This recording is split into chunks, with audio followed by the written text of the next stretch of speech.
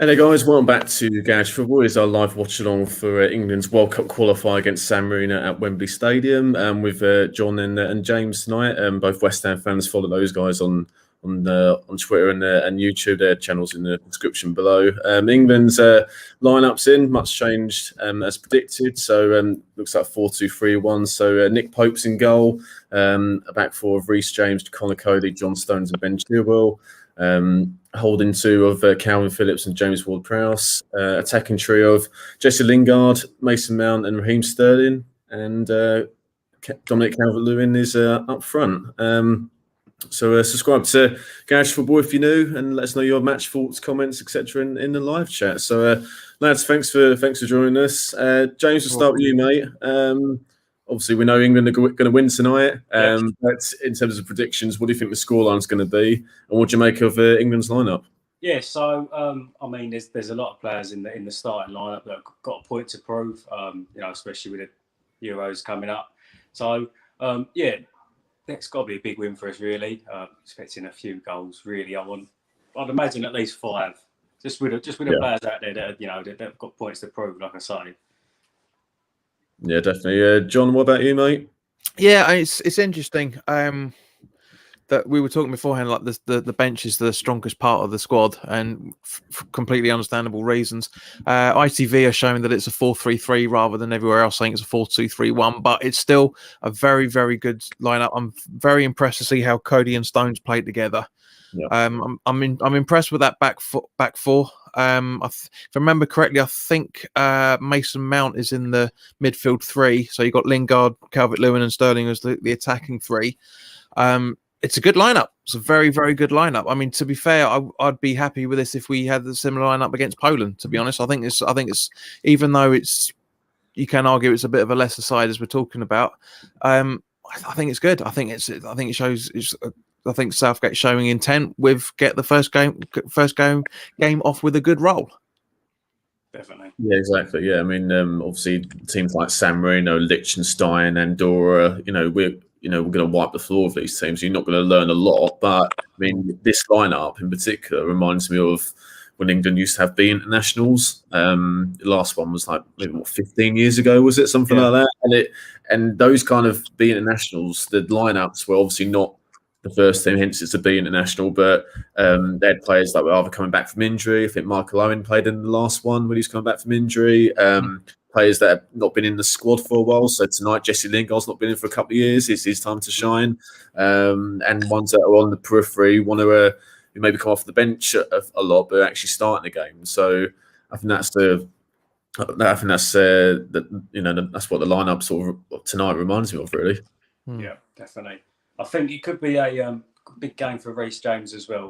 There's a lot of players have got in there, so it'll be interesting to see how he does and if he can make it his own. Just like I say, there's a lot of players that play in his position, so it'd be interesting to see what he can do. Yeah, well, no, definitely, mate. I mean, right back in particular, it's got to be one of the most competitive sort of positions in the England squad. I mean, you've got the likes of Aaron Wan-Bissaka can't even get the England squad. That's how competitive it is. So, and obviously Trent Alexander-Arnold isn't. These forms have been great, but still the caliber of his form the last few years, and he can't even get in the team. So on the squad. So yeah. So it's a big night for someone like Reece James, Connor Cody as well. I mean, you have to say, John Stones as well. I mean, John Stones deservedly should be in the score for this form with Man City alongside Diaz. They've been absolutely amazing, both of them. And, John Stones obviously played at the World Cup 2018 alongside Maguire. And from the look of things, that probably be a partnership that will be rekindled at the Euros. So John Stones needs to have a good couple of games, I'd say, to cement his name in on the team show. I personally, he'd be my first choice centre back, and I think it's a good opportunity for him tonight. Other ones, obviously, Calvin Phillips has played before. He played in the Nations League earlier this year. He's another one that could do with a couple of good games. James Ward-Prowse as well. I don't think he's had a lot of starts for England. I know he's been capped a couple of times, but I don't remember him having many starts. So there's an opportunity for him tonight.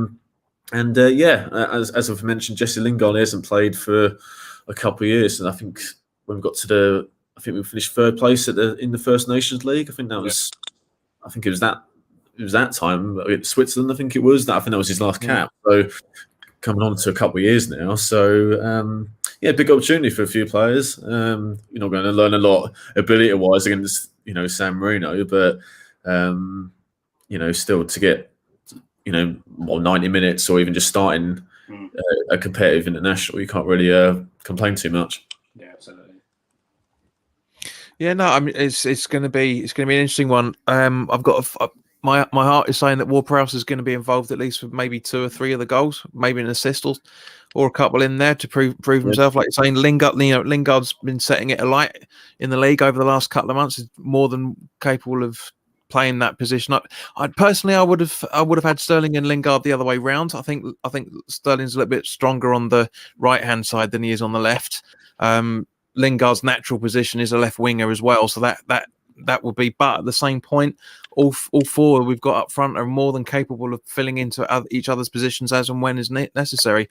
So, yeah, it's going to be fun to watch, and I'm really looking for. I'm agreeing with you guys to see what James does. Chilwell for me, he's not been playing all that from the games I've seen him play for Chelsea. I've not really seen him setting it alight, so that'd be interesting to see how he gets on with that. He's like Harry Maguire for England. He plays better for England than he does for Chelsea as it stands at the minute. So from that side of things, Chilwell's very, very, very deserved to have that call up. And yeah, on the we obviously at the beginning of the week we lost one of England's most prolific players. Stamp Worthington. So it'd be nice to see if these guys can honor his memory. Yeah, absolutely. Yeah, players just coming out of the tunnel. Just quickly on Chilwell, it's a great point, JP, because there's been mainly Marcus Alonso who's been playing for Chelsea since Thomas Tuchel took over. And plus, a left back, that's competitive as well for England because Luke Shaw's coming back into great form for Man United. So that both fullback positions you have to set up for grabs at the moment. So yeah, Chilwell will be looking to impress, and I think Calvert-Lewin as well. Obviously, he's not going to start ahead of Harry Kane at the tournament, but I think he's essentially playing for like the first choice sub or impact sub, whatever you want to call it, or first option. Or I mean, he's scored a couple of goals for England, so we'll be looking to obviously add to his tally tonight. Definitely, and obviously you got Ollie Watkins on the bench with his first call up. Yeah. Be interesting if he come off, see what he can do. I'd say out of these 3 fixtures, this is more like a friendly than anything else in terms of the approach for the game. Like James, like you were saying earlier, mate, and Bill's you're intimating again now. See what these guys can do. Yeah. That's exactly what the lineup is. It's a strong one. I'll be very, very interested to see how everybody links up together. Definitely. Mm-hmm. Yeah, I think you're not going to learn much about obviously ability, but maybe start learning some patterns of play and partnerships between certain individuals and defensively, but also in an attacking sense as well, with overlaps and 1-2s and stuff. So yeah, on the outside, you're not going to learn too much. We're not going to be tested. It's going to be like a training game, and attack v defense for the whole 90. But maybe just little things, those little 1%ers. Which might help. Obviously, in the games coming up, Albania and Poland, but also got the Euros coming up as well. Yeah, it's nice. It's nice to see the Man City links with San Marino. There looks like a very Man City-esque training jacket. if it wasn't by Macron, then but yeah, it does. It looks like a City jacket. Yeah, absolutely. Yeah, just sing the national anthem, the England players.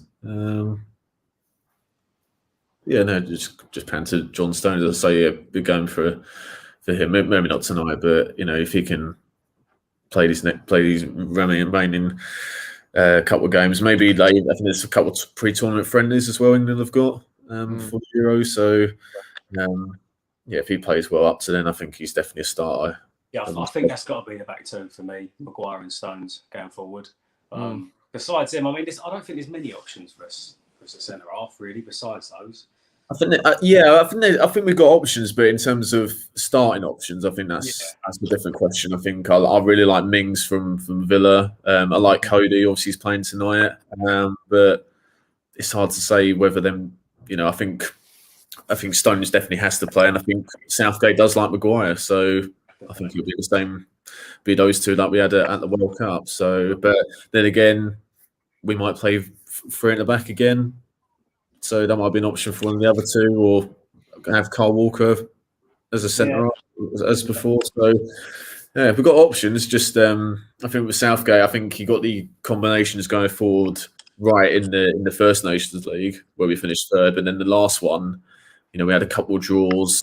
Lost to Belgium. I think drew with Denmark. Was it 0-0? I think it was. So we didn't quite get it right when we in the First Nations League we beat Spain away. We beat Croatia in the last minute, so we've seen a lot sort of fluid in an attacking sense, but in the Nations League just gone. I don't think quite got the combinations right, but hopefully, in these qualifiers and in the tournament friendlies, and obviously with the Euros itself, hopefully we'll express ourselves because I think our defence has improved a tiny bit since the World Cup, but our attacking depth is so much better than what it was at the World Cup. It's a joke, really. So Southgate's got to get the right combinations because I think we could blow away some teams if we get it right. Definitely. It's just when you're in an attacking sense, there's so many options. It must be hard for him to decide who he's going to go with, really. Yeah. But that's what you want. You want options. I mean, you go back to say '98. Matt Letitia and Paul Gascoigne didn't even make the squad, so that just shows the caliber of players in that period. And I wouldn't say we're quite at that level now, but it used to be going back 10 years or whatever. You know who the starting 11 was, let alone the squad. So whereas now it's a bit more harder to decide. I mean, for me, one thing that's potentially frightening if Calvert-Lewin continues on the way he's been playing, him alongside Kane and Sterling. I think that would be a very, very, in the future games, I think that would be very, very lethal combination up front. Really would be good. Calvert-Lewin's impressed me a lot over the last couple of years. He's certainly one to look out for in the future. I mean, when you watch him play for Everton, he's scary. Some of the movement he does, and his thinking well ahead of his years. Yeah, I think they're just holding a minute silence. I think they're doing an applause for Frank Woverton. Yeah, they're giving an applause. So, yeah, I think you're right, JP. Yeah, but I think even the players that are not in this squad tonight, Jack Grealish, James Maddison, I think are in a shout with making the squad. So there's the depth we've got. I think Southgate's just got to get the right combinations and formations. Personally, I think if Grealish can stand on his feet for 90 minutes, he's got a better shout of getting into the England side than he does at the moment. I think that's one of the reasons why he's not around at the moment. Especially for this game, because he's too much of a liability. He's injured, isn't he? So I think that's probably why. I haven't seen anything recently, so yeah. But yeah, fair enough. If he's injured, he's injured. But as I say, I genuinely think he's got to stay on his feet. Really has to stay on his feet because you're representing your country. You've got to be, for lack of a better way of putting it, you've got to be whiter than white in those sort of circumstances, and to go down as easily as he does, then you don't deserve an England call up until you're actually playing as a proper professional. It's a shame that he does it because he's clear to see what a player he is. Oh yeah, and he doesn't need to. That's the most frustrating part. Absolutely. So players about to kick off, and they're just taking in there now.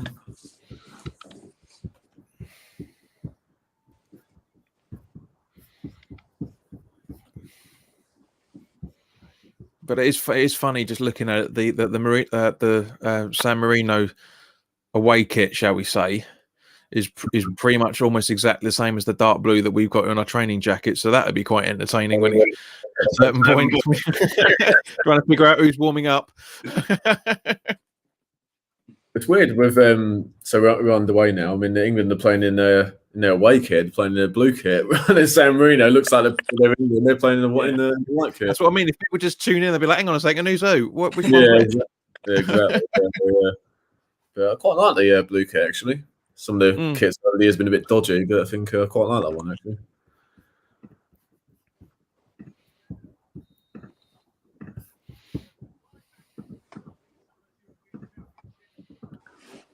Yeah, I've one thing I've never got used to is just seeing all stadiums, but Wembley just with all that awning, it feels weird, man. It really feels weird. Yeah, it does. Yeah. I mean, all the players are going to be in physical hell for the next 12 months because obviously earlier today it was announced when the Premier League started, the middle of the way through August. So we literally finished the Euros, and a couple of weeks later they're back in playing the Premier League again. Yeah. I thought they pushed it back.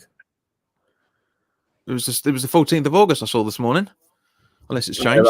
I think they had a meeting today. I think that some of the Premier League clubs. I think. Okay. I think it's been pushed back. Yeah.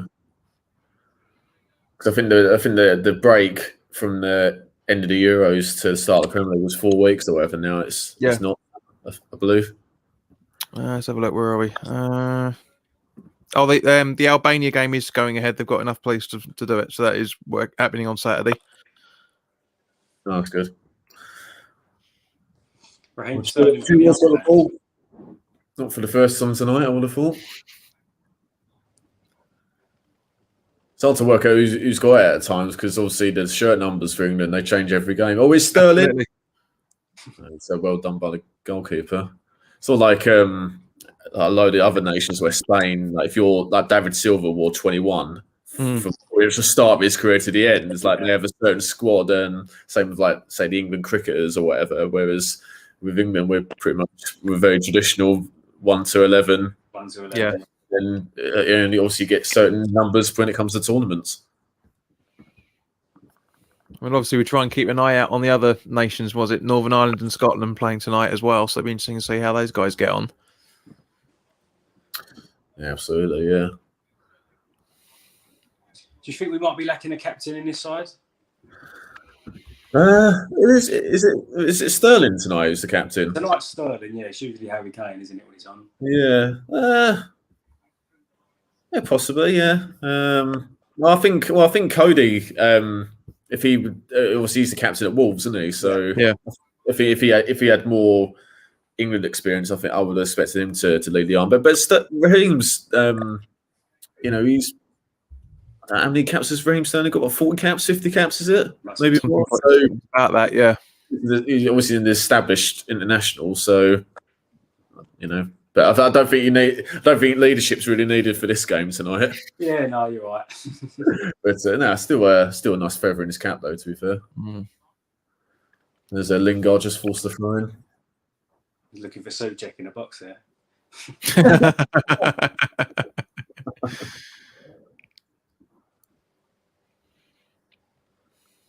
What do you guys make of Phillips and Ward-Prowse? Obviously, they're more than good enough to play in this game, but in terms of the Euro squad, do you think they've got a chance of making it? Yeah, I don't see any reason why not. I mean, I know there's it's been the whole debate for the last season or so now of who's better out of them, Phillips and Rice, but both of them are very, very, very good players. They both bring their own sort of, for lack of a better way of putting it, their own flavour to the sport. I'm very happy to see either of them. I mean, it's nice to have my namesake in an England team sheet. I haven't seen that for a while, but no, it is. It's good. It's nice to have competition in places because we want that at a domestic level, and we need that for an international level as well. And yeah, I'll be happy. The squad itself, bar a couple of players, the squad that Southgate picked this time last week. Very, very happy with. Very, very happy with. So whoever he puts in the starting 11 is going to play well. It's going to play well. I think as well with Ward-Prowse the set pieces that he brings to the. Yeah, definitely. Yeah, I was going to say that. Yeah, it's a good shout. Yeah, I mean, he could not do anything all game, but it only takes one corner or a free kick, and it's an opportunity to score a goal. Yeah, but especially at the World Cup, obviously we had a lot of set pieces and set piece goals and stuff. So. Yeah, we improved vital to that as well. That's what I was saying earlier. It's just wouldn't be at all surprised if Ward-Prowse is involved in at least a couple of goals tonight, at least. Yeah. Either an assist or a build-up or actually scoring it himself. because he gets in that he can get in the right places. But just it has been confirmed on Sky Sports that the Premier League season starting on the 14th of August and finishing on the May 22nd. So it's not much respite for any player in any of the teams. Which in a way is a good thing because it will keep them in good stead. It'll keep their bodies in prime. They won't have much rest. But chance for Calvert-Lewin, was it? Well cleared in the end. And then obviously we're rocking straight into the World Cup after that as well. So yeah, exactly. Yeah, good ball by Reece James. Oh, Calvert-Lewin! It is left leg. Completely missed it. What a chance! That was 6 yards out. Did the defender get a touch? I'm not sure. Even so, he should have buried it. Has he scored for England yet? Yeah, he scored 2. I think they're both in friendlies. I think, but none competitively yet. Yeah, against he scored his debut against Wales and then against the Republic of Ireland as well, but none in qualifiers yet. But he probably should have done that, to be honest. But I'm sure we'll have other chances tonight, especially with Reece James, amount of good crosses, and obviously Chilwell as well. I think I'm just looking at the replay here because I'm watching it through ITV Hub, and I think he's gone. I think he's tried to be a little bit too flashy there. Calvert-Lewin, I really do think he's a little bit. He's almost trying to score with a Rabona. I don't think it was the right move for him to make then. I think just a fresh air shot. He just completely missed it. Yeah. I mean, to be fair, it's slightly behind him, but still, you can see he's crossing his legs like that, so it looks like he's trying to be a little bit flashy. Yeah, as I say, he'll get other opportunities tonight. You touched on Phillips and Rice earlier. Do you think we could put them together, maybe? Don't see any reason why not. They're almost like for like. Yeah. Well, I think that's why they probably shouldn't play together because they are very similar. It depends who we're playing though. If we're playing, that's what I was going to say. Because Rice's way of reading the game is slightly quicker and slightly more professional than Phillips's way. Not that there's anything wrong with them in any shape or form. Having two players that it'd be interesting to see if we try it. Because is it going to be the age old? Is it going to be the new generation of Gerrard and Lampard conversation? Yeah. We'll never know how it's going to work out until it actually does happen. Was that Sterling at the end there? Crossed by Lingard. Was he pushed in the back there? Possibly might have been pushed. But Eder goes wide anyway. Captain tonight, Sterling. A good ball by Lingard. That's a good sign of things to come. He's had a good couple of touches in this game so far already. Yeah, good to see. Yeah, now just see that Sterling attempt you guys were talking about a week ago. It's Mount crosses it. Oh, another header wide. Sterling again, I think it was. Yeah. Him and Calvert-Lewin were next to each other, but is it a corner of force? Another good run by Lingard, and Mount does well left-footed to kite it back. Yeah, I think Calvert-Lewin and Sterling jump up for the same ball, it looks like. Yeah. Checking the replay. Both going for it, yeah. So a bit of miscommunication by the sounds of it, possible? Yeah, I think if you're that close to goal, you both got to go for it, yeah. It's instinct, isn't it? I'd rather that than you both leave it. That's the worst thing. So yeah, but it takes half a second to shout mine, doesn't it? So no fans in the ground either. Exactly, they'll be able to hear each other. So, but no, I mean that's a quite nice ball over from Mount as well. To be fair, it was, yeah.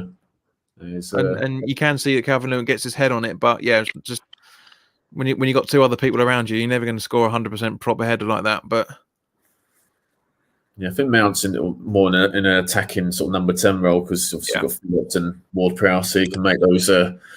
I genuinely, we were talking about this just before kickoff. I genuinely think that, ITV were told it was going to be 4-3-3, and it's changed to 4-2-3-1 pretty much very quickly into that. So everywhere else was right for a change. Yeah, you don't need three midfielders against San Marino.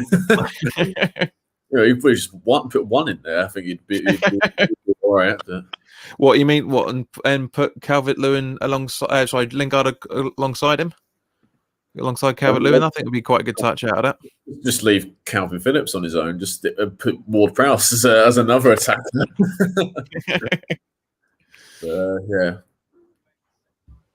plenty of opportunities for Mount to get forward.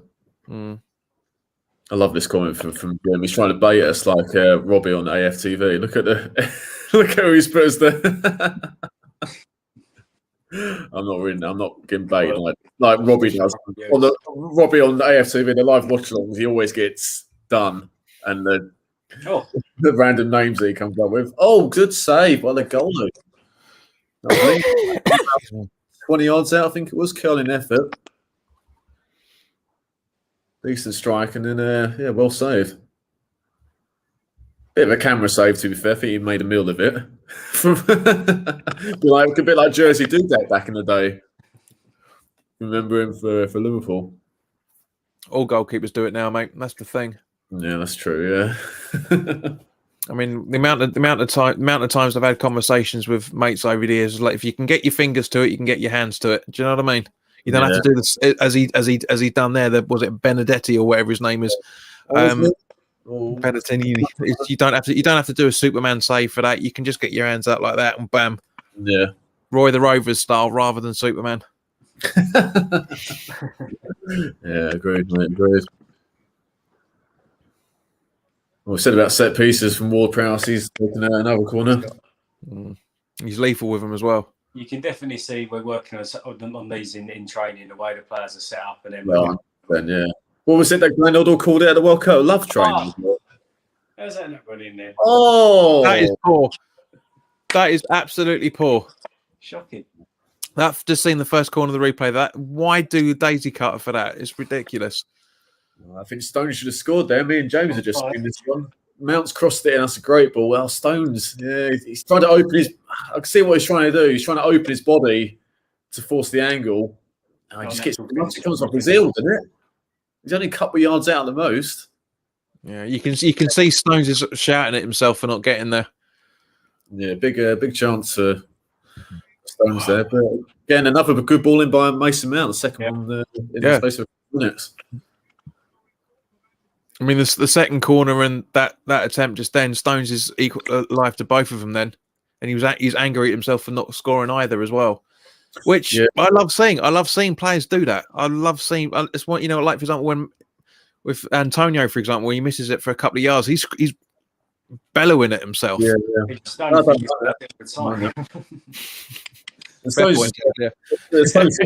a threat from set piece. Obviously, he scored against West Ham a couple of weeks ago, and at the World, is Chilwell cuts it back, and that's Ward-Prowse.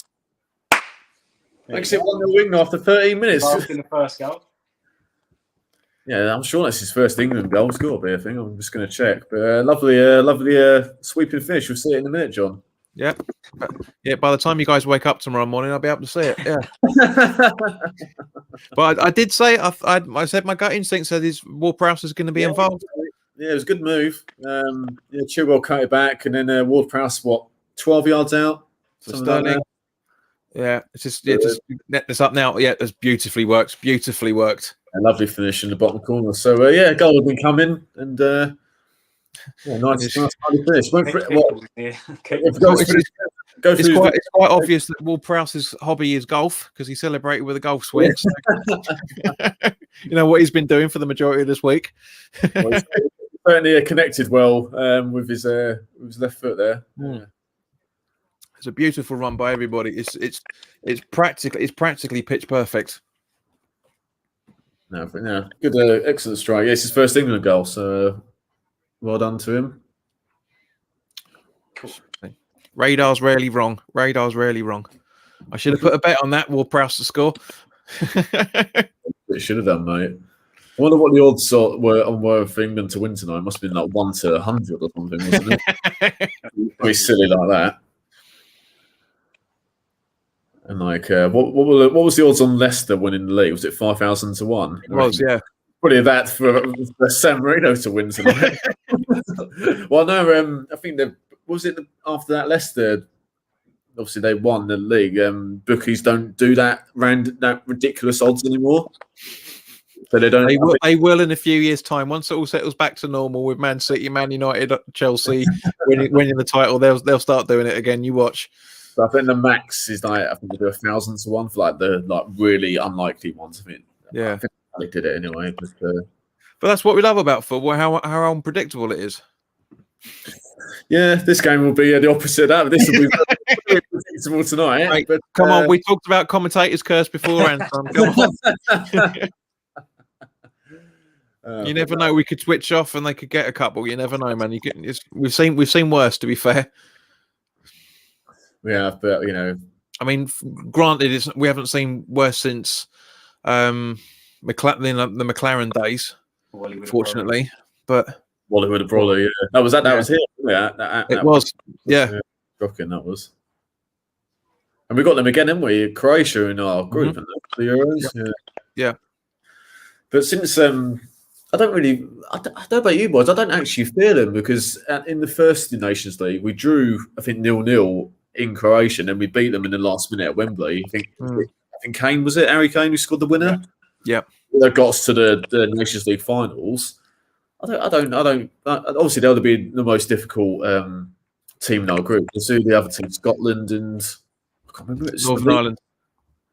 I think Northern Ireland doing it as well, aren't they? I think they're not in our group. Scotland definitely are.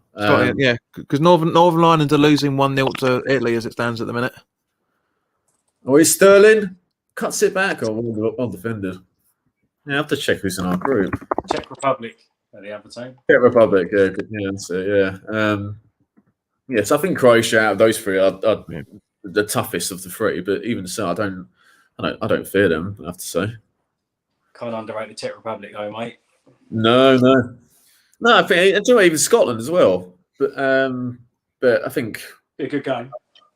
Yeah, exactly. Yeah, but I don't fear any of them. I think whether we'll win all of them, I'm not sure, but I don't go into those worried about our chances. Now, this is the thing. When we play the Czech Republic,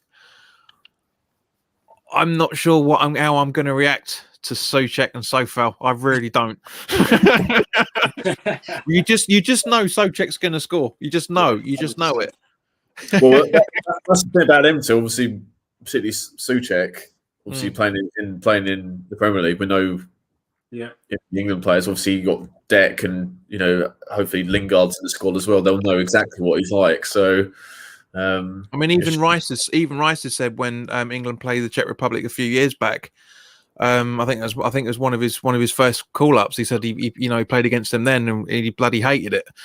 Yeah. And now he's going to love it now because he knows how to get around them, like you're saying. But at the same point, if Souček scores, it's going to be mixed emotions, definitely. He scored an hat-trick last night, didn't he? He did, yeah. Yeah. A brace in the first half and then very quickly into the second, if I remember correctly. Yeah, you're right. That's the thing about obviously when we play Czech Republic, the key is don't allow them to get crosses and set pieces near our box. Yeah, exactly.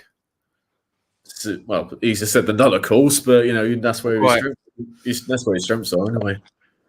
Now, the only player that's in the squad today that I'm not aware of is Bellingham because he plays for Dortmund. Have either of you guys watched how he plays? I've not seen a huge amount of him, but he's really raved out there.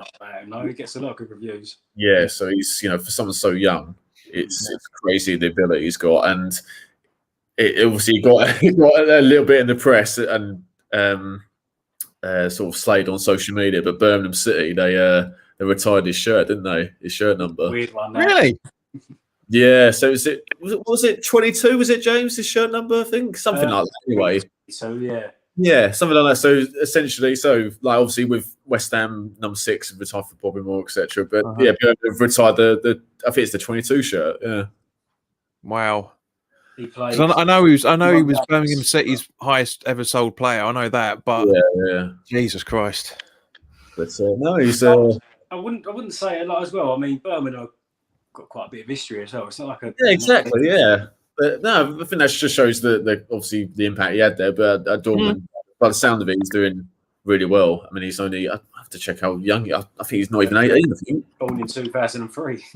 Oh, wow. Okay, so yeah, 17, 18, the 18 this year. Bloody hell. 2003. Yes, yeah, 17. Christ. You'll be 18 in June. Yeah, that's insane. I'll never forget when obviously when Birmingham were in the Premier League last time, which wasn't that long ago if you guys think about it. 2-0. Game over. Well, yeah, I think it was the first goal when Game over. Yeah, no, it's the first competitive goal. Typical Calvert-Lewin, good header at the back post after 20 minutes. See how we're trying to play though. It's all going down the wings. Oh yeah, well that's where it's isn't it? Good ball by Ward-Prowse out to Reece James, I think it is. Reece James, yeah. Another good cross, yeah. That's it. Yeah, good goal. Yeah, not for the first time. Reece James puts in a good ball. Yeah. He's been doing that for Chelsea. Done it a couple of times tonight. Calvert-Lewin back post, defenders got a chance, and the goal. Very good, very good. Yeah. So again, kind of proving what I was saying earlier about how much potential Calvert-Lewin's got. That movement's brilliant. See, it tracks. You look at the replay, and he can see it. You can see from his body movement. He knows exactly where it's going. Two or three passes beforehand. He's hovering around that D the entire time. No, good. Yeah, really, good striker's instinct. Considering he wasn't even a number 9. No. Calvert-Lewin wasn't a number 9. He was more of a winger. But the transformation since Ancelotti took over at Everton, at Everton, obviously the club itself, but Calvert-Lewin, Richarlison, that's what happens when you get world-class managers. They transform players, and obviously, as 3 West Ham fans, I just find it hilarious that some other West Ham fans, especially on Twitter and stuff, thought Ancelotti wasn't good. Wouldn't be good for it. Absolutely. I mean, I'll leave it to ex West Ham employee. I'll let him, because he said it a lot of times on the West Ham Way podcast about. I'll completely echo what he said.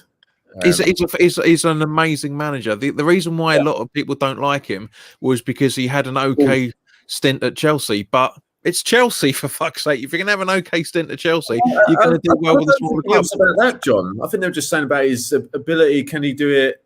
He's managed. Can he manage a team in mid-table? Because you look, he's managed Chelsea, Bayern Munich. Was it Madrid? Real Madrid. Yeah. Do you know what I mean? Napoli as well, like real top-level teams. Can he do it at a mid-table side? And Everton were mid-table. When he they were a few points off relegation when he came in. Yeah, exactly. Yeah, let's not forget that. So it's a sign. It's a sign of how good a manager the guy is. As far as mid-table teams go, I mean, Everton's, it's not like they haven't got money. It was but I mean, if you're a player like Dominic Calvert-Lewin, who's that was a good strike. What's a save? Yeah, but if you've got Ancelotti coming in, I mean, you're going to want to play out your skin for him. Having someone like that as you mentioned. Of course. I mean, when we were linked with him before Moyes came in, I wanted Ancelotti over Moyes. To be fair, I really did. Yeah.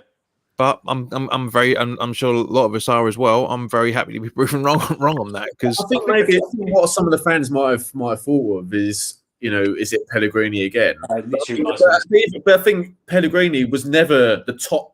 No. When he won the League of Man City, he did very well, but he was never the top of the tree. Ancelotti's always been at him, Klopp, Guardiola, Jose Mourinho. He's always been in that top caliber of managers, and Pellegrini was slightly below that. And I think that some fans might have been put off by obviously how it ended at West Ham with Pellegrini. See, I mean, this is the thing that annoys me about a lot of the football fan base, is the fact that a lot of including you, mate, as well, for that matter. But no, a lot of people can't see what's happening in front of them, or always see what's happened before. Can't see the bigger picture in terms of the process and everything. But at the same point, he's a very good manager, and I wouldn't be at all surprised if he manages an international team in another few years. Ancelotti, I wouldn't be at all surprised if he does.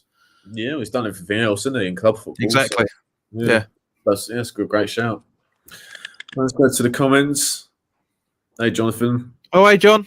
Hello, mate. He's a Geordie. He's been. Oh, is he? He's been on my channel for the last few weeks now. He's a good lad. Oh, And why, yeah. He's bricking it at the moment, guys. So while John's here, just briefly while we're looking at replay after replay at the second, thoughts on Newcastle staying up or going down? Well, I mean, I have to say, I wouldn't say teams deserve to get relegated. That's a bit too harsh. But I think the way they're playing, I think Steve Bruce, he's had a decent managerial career. Look at Birmingham, Wigan, Hull City, but managers have a shelf life as well as players.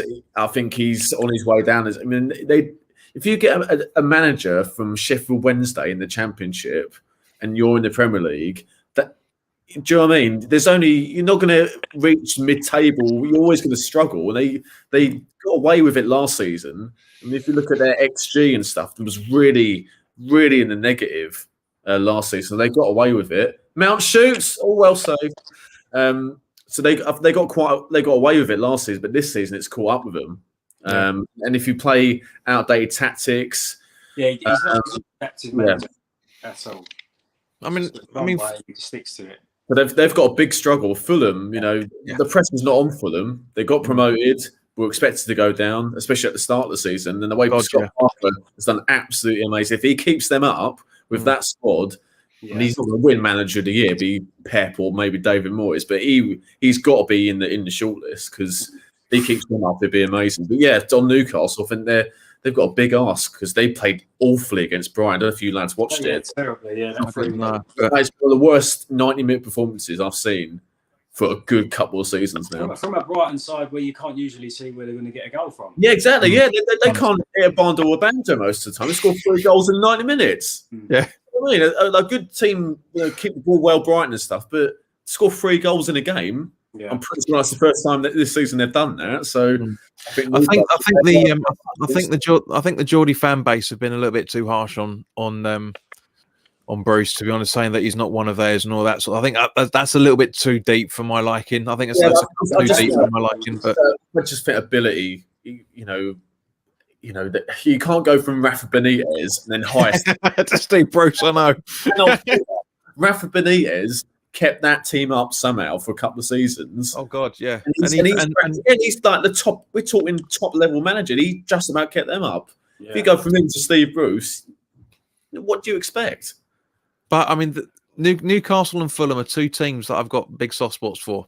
Big soft spots for. Newcastle more so because their background is very, very similar to our original background and everything. So but we talked about this last night because we talked about where TalkSport said the predicted end of the season was tables movements were going to be.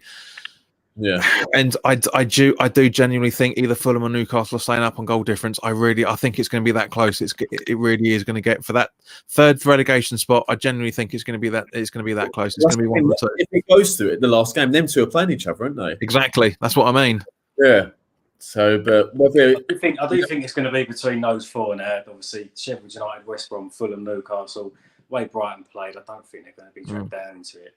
Yeah, I really admire the way they play. Graham Potts done an amazing job at Brighton. They did, what he did at Östersunds in Sweden. He did decently at Swansea a couple of seasons ago. So really admire the way they play. So and I'm a big fan of Sean Dyche at Burnley. So they never really get brought into the relegation talk, Burnley. I mean, I suppose that is. No, that's the thing. That's the thing. They've finished. What was it last season? Burnley finished 10th, I think it was, and then in 17-18 they finished 7th, I think it was. When they qualified for Europe. But to be honest, if Burnley finished in the top 10, it's not really that much of a surprise. Yeah. Considering that, and that's a testament to how well Sean Dyche has done. Great manager. Yeah, I'm a big fan of him. I mean, he was linked again. He was one of the managers that was linked with England a few seasons ago as well. Not just being a manager of West Ham, but you see, with Dyche, good effort. With Sean Dyche, as much as I love him, I think he's coming to the end of his tenure at Burnley. I can't see him doing much more than he's able to do. Enough for him to stay there. I think he deserves better, really. Oh, he does, 100%. That's what I'm saying. I can't see him doing much more than what he's already done. I really can't. Well, ball given away is Mount. Sterling, chance. Cuts inside, he's got a score. Oh, it's a goal. 3-0. Now it's game over, James. Now it's game over. Well, the ball was given away poorly by San Marino. Short counter attack, too much pace, too much skill. I think it takes a deflection. We'll just see it on the replay. Sterling presses from the front. Mount wins it in midfield easily. Terrible ball. Sterling, yeah, terrible ball. Yeah, Sterling cuts inside. Is that deflection? Oh, I feel like decent finish anyway. Oh, great movement. Just seeing it now. Yeah. It's nice to see Sterling score because he had that dry spell for England, didn't he? He did, yeah. I mean, I think at the end of the World Cup, I think he only had been on the score sheet twice. Yeah. In like 30 games or something. And he went on that blistering run in the First Nations League where he was one of the scorers when we beat Spain away. And that was what is the coming of Sterling. And he was useless in that World Cup. Unbelievably useless. I mean, shut up. I mean, you go back on my channel and have a look at the videos that I did. I literally did a whole video of what the hell is Sterling doing playing for England, because he was terrible in that World Cup, purely because he wasn't playing to the expectations that he sets, much less the rest of us know he can do. And that was what's the irritating thing about it. I hate seeing players that have got so much ability and just, for lack of a better way of putting it, mince about and don't play the way that we know we can. Know the way that they can play. And he was like that 3 years ago. It was awful. And then, like you said, Bill, straight afterwards, setting it alight ever since. Like he did from when he moved from Liverpool to Man City in the first place. Oh, Calvert-Lewin just goes wide. If he's on the stretch there, yeah. I don't know if you guys I don't know if you guys are friends with Kent Hammers on Facebook, but he put up earlier today, if England don't score 7, they'll be disappointed. And to be fair, 3 goals in 30 minutes, man, is well on target for that goal scoreline. I forgot to say if he makes any changes at half time as well. Gives a few debuts out. Yeah, I forgot to say my prediction before the game. I was going to go 6-0. Match what we got the last time we played San Marino, which I think was qualified for the Euros 2016. I think it was. Yeah, I feel like we played them a lot. Yeah, we do play them a lot. Yeah. I mean, if Kane comes on, he's ripping these guys apart. He really is ripping these guys apart. I bet Mourinho will be fuming now if he does bring him on. Bollocks to him. I can't stand Mourinho. His time's done as far as I'm concerned. I can't stand him. He complains. He's complaining about as much now as when he was with Chelsea. He's complaining all the time. Yeah. Did you see the message he left on Ben Davies's Instagram? No. Ben Davies pulled out of the Wales squad, and Mourinho left the message on there, something like, "This is what happens when a player cares about his club. He fakes an injury for his international team." Interesting. The defence rests, my lad. The defence rests. Toast is getting his wooden spoon out.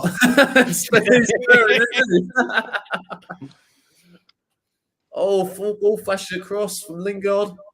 Calvert-Lewin just doesn't get on the end of it. Oh yeah, we weren't lying, lads. We were training ground. I don't know how much possession we've had, but it must be in the high 80s. Let's have a look. I got all the details up, so let's have a goosey. Where are we? Stats. 86%. Right, that is not a surprise at all. Yeah, the only time they touches from the kickoff. 16 shots, 3 on target. Sorry, 16 shots, 6 on target. I should say. Sorry, 6 on target. So yeah, 16 shots in half an hour. That's ridiculous. Absolutely ridiculous. Just on the wider point, lads. I mean, obviously, I know they've played Nations League games against each other, like Liechtenstein and Gibraltar, all those kind of teams. But in terms of the qualifiers, I mean, this is a dead game already. And we knew that before the start. So is Chilwell back post? Oh, Lingard scuffs it wide. Showing his West Ham quality. Yeah, what a chance that was. Oh, great run down the left by Chilwell, not for the first time. He picks him out. And a good 1-2 with Sterling, actually. A good ball by Sterling. Yeah.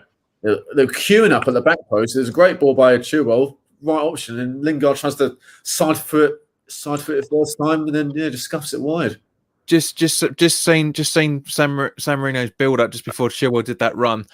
Whoever that player is, they're trying to beat it into the book, into the to a couple of yards wide. That San Marino player trying to clip it backwards. I mean, that's the most casual try for getting a ball in the box I've ever seen in my life. They're 3-0 down. Come on, you got to try a bit more sort of like, fuck it, here we go. What was I saying? Yeah, just on a wider point, team San Marino, Liechtenstein, Andorra. I mean, it's probably harsh to say, but should they be taking part in these qualifiers? And just stay with like the Nations League and friendlies. There's an argument for both sides of it, mate. To be fair, yes, because like we were saying just before we went live, that's the whole point of the League of Nations game, is to give people a better chance of getting into the qualifiers than these, because they're up against harder competition. But at the same point, it's like giving a kid for finishing 7th in an 8-man race. Yeah. Do you know what I mean? It's just like it's going to that old paradigm of school kids of getting an award for turning up and trying. It's just we shouldn't have, which is one of the things that I don't like about the League of Nations, purely because that's what it is. It's a good incentive for other teams to try and because it gives them worldwide exposure, etc. But at the same point, if you can't do it in the qualifiers, then you need to there's no point, to a degree. There's no point getting in doing it through the new UEFA Nations. But at the same time, there are only teams that can only get in there, so it's a catch-22. What I like about the Nations League, you play against teams that are similar ability-wise. So we've played Spain and Croatia, whereas San Marino will play the likes of Liechtenstein and Gibraltar, all those teams. So they've got the game's more competitive, and the quality will. They're not gonna learn much playing us tonight or whatever. But at least they've got a better chance of winning the game. Oh, Lingard again. He wants a goal. He's desperate for one. He's not even moving. He's staying in the width of the. But at the same point, as I say, when it comes to a worldwide or European wide competition, I don't agree with teams being on there in merit. They gave it a good go in the qualifier. Let's see, because imagine if, because that we came very, very close a few seasons ago of qualifying in that way. If it had been that, like for example, when we were talking about when we couldn't qualify under McLaren. Imagine if we went into the league and the Nations League was in place then. It'd be massive embarrassment for England to try and get into the competition through that way. But at the same point, it's because we hold the sport in such a high esteem. There's the difference for. But for Liechtenstein fans may be thinking exactly the same thing. We don't know. But at the same time, I personally think if you can't do it in the usual way, then you're only going to be embarrassed if you get it through the other way anyway. Yeah, it's tricky, isn't it? Yes, there's no right way or wrong way. It's that's what I'm saying. It's an argument for both sides of it. Yeah, totally. Yeah. Thanks, Jonathan. Again, all too easy for England. Yeah, exactly. But that's what we've been talking about. It's always going to be this against a caliber of San Marino and Liechtenstein and Andorra. It's training ground games. So that's, you're not going to learn much. But it's sort of what we said at the start. Can the players who've not been in the squad regularly, like John Stones, come back for the first time in a while, and Jesse Lingard and stuff, can they do it? And a bit of experience for them before the tougher games. And also, what I want to say is, John, mate, it's good to see you go to the same barbers as Sean Dyche, because this is the first time we've been able to see his profile picture properly, and it's a Sean Dyche beauty, that haircut.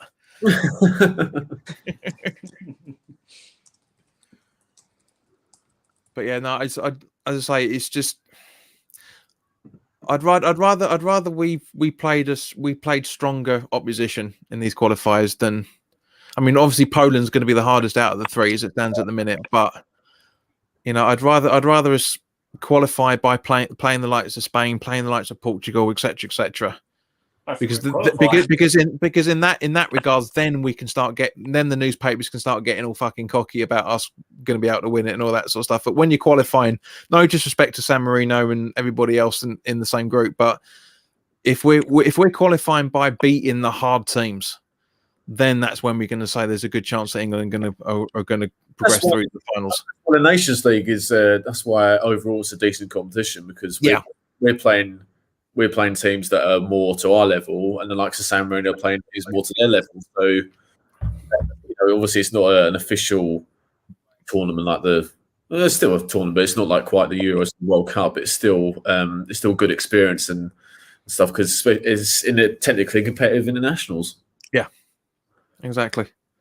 Not that competitive, but yeah, they are still, because you are still playing for a place at the end of the day. So yeah, more of a hybrid between a friendly and a competitive, isn't it? So it's a bit of both. I thought you'd like that, John. Let's get his comment up. Well, San Marino somehow in England's off. They've got a free kick. Nick Pope's looks like he's got to have to do something. I don't think they'll be able to make the goal from there. Don't jinx it, James. He's going to stick at the top. He's going to go for it. And then the Curb Your Enthusiasm music is going to play off. Here we go. He steps up and he's hit the wall. Yeah, you're right, James. You were right. But to go back to what you were talking about earlier, Bill, to a degree, San Marino will learn a few things out of this game.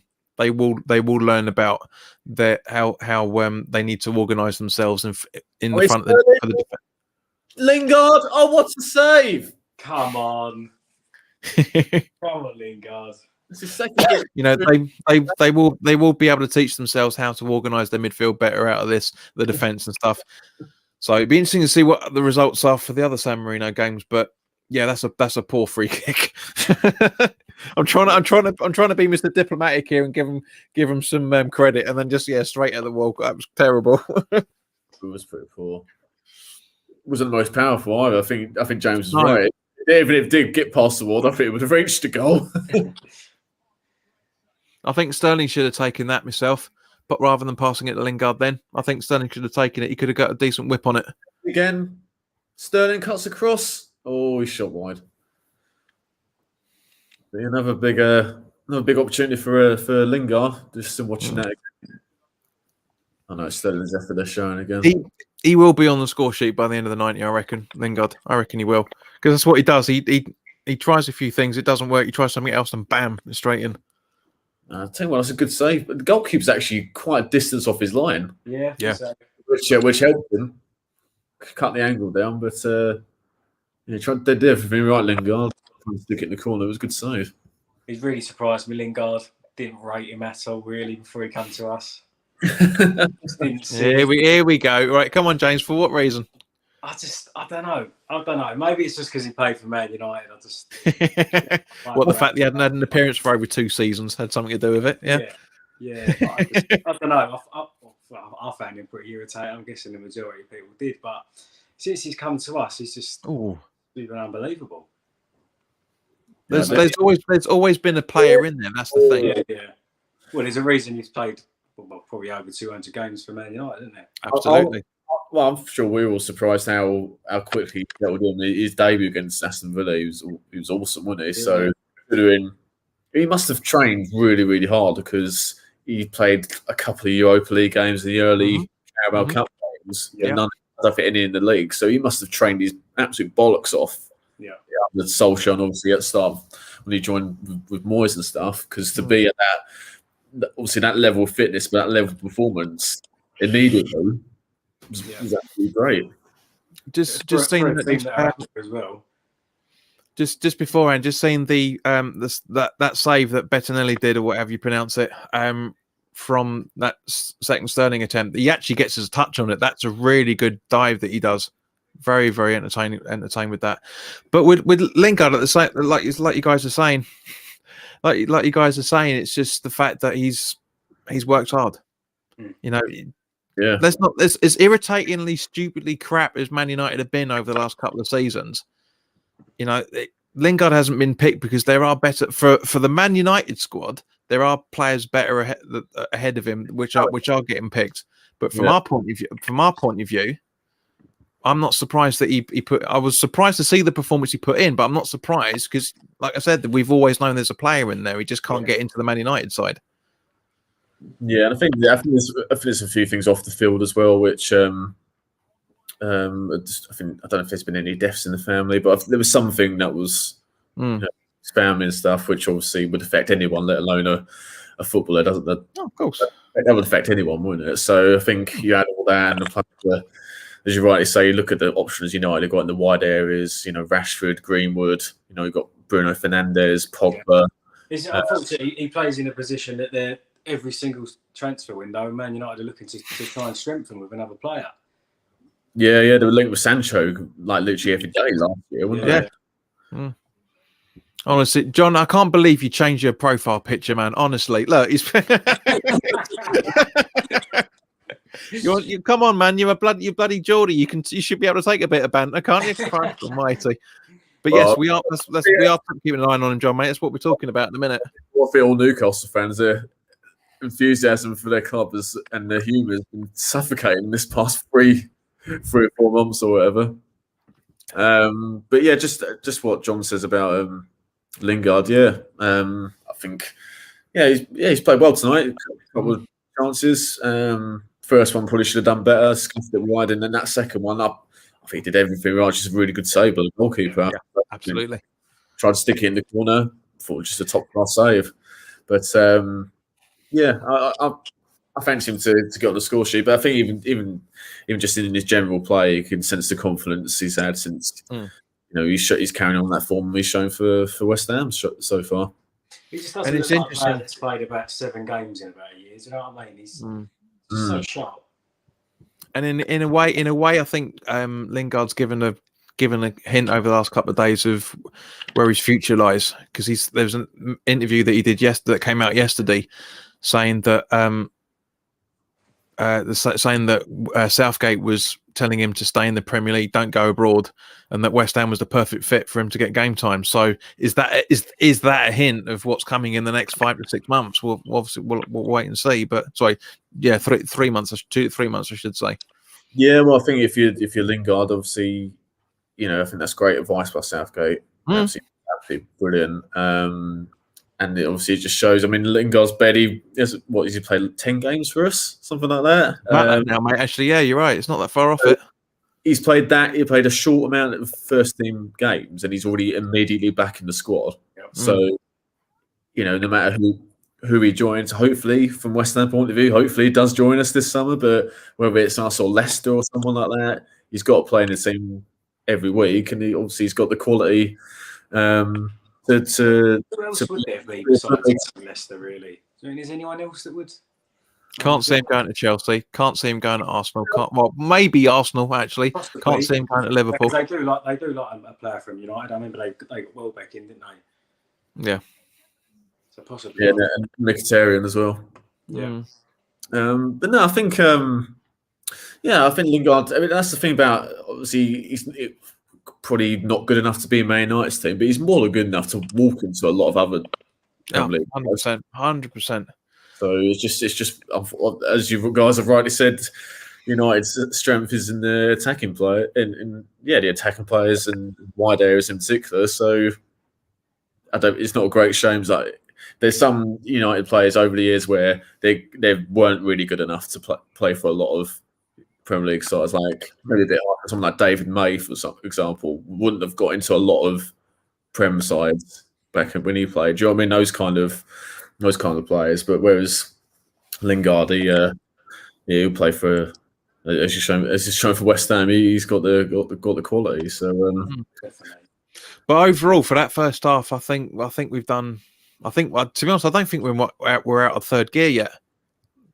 The movements and stuff, it's not looking all that competitive, and that's the entertaining thing about the second half. Yeah, absolutely. Hello, Kieran. Good morning, mate. Hey, mate. Hey, mate. But yeah, I think half time 3-0. I think comfortable. That's what I was expecting. Yeah. So I'm halfway to my prediction of 6-0. But I mean, I think. But even just aside from the goals, lads, I think the movement's been good. Passing's been decent. Yeah. How many shots have we had? Must be near 20. Is it 22 shots? Do you know what I mean? The breeze in it. 7 on target. That's a West Ham stat, that, isn't it? 22 shots and 7 on target. That's a West Ham stat. No, we're doing as well. It's as easy as we expected it to be, but there's been some good movement and stuff, as well as the actual goals as well. Yeah, definitely. And I think it's good as well, despite playing a lower opposition, that clearly we're still disciplined in the fact that we're trying to play to the way that Southgate wants us to play, which is place football down the wings, putting the ball in the box. Yeah, that's a great point. Yeah, no, really good point. Yeah, no, and passing from the back and playing through the third, getting out wide and stuff. Because I mean, let's be honest, they don't have to do that. They don't have to play a style tonight, but they're still doing it, which is good to see. They could win it without trying to do it. Yeah, they could just go route one, just lump out the pitch, and we'd score a few. But that's not going to win many matches, is it? So that's good to see we're doing the basics right, and the quality's there on show. They're just showing Calvert-Lewin's goal. That's such a good ball by Reece James. Yeah, really good. During the goal, he's been doing that a lot for Chelsea, and he wasn't named in England under 21 squad, so obviously he was going to be in the full squad. But for him to start and get an assist is good going. Somehow I doubt it. Let's not talk about it now. That's a sensitive subject. Amen.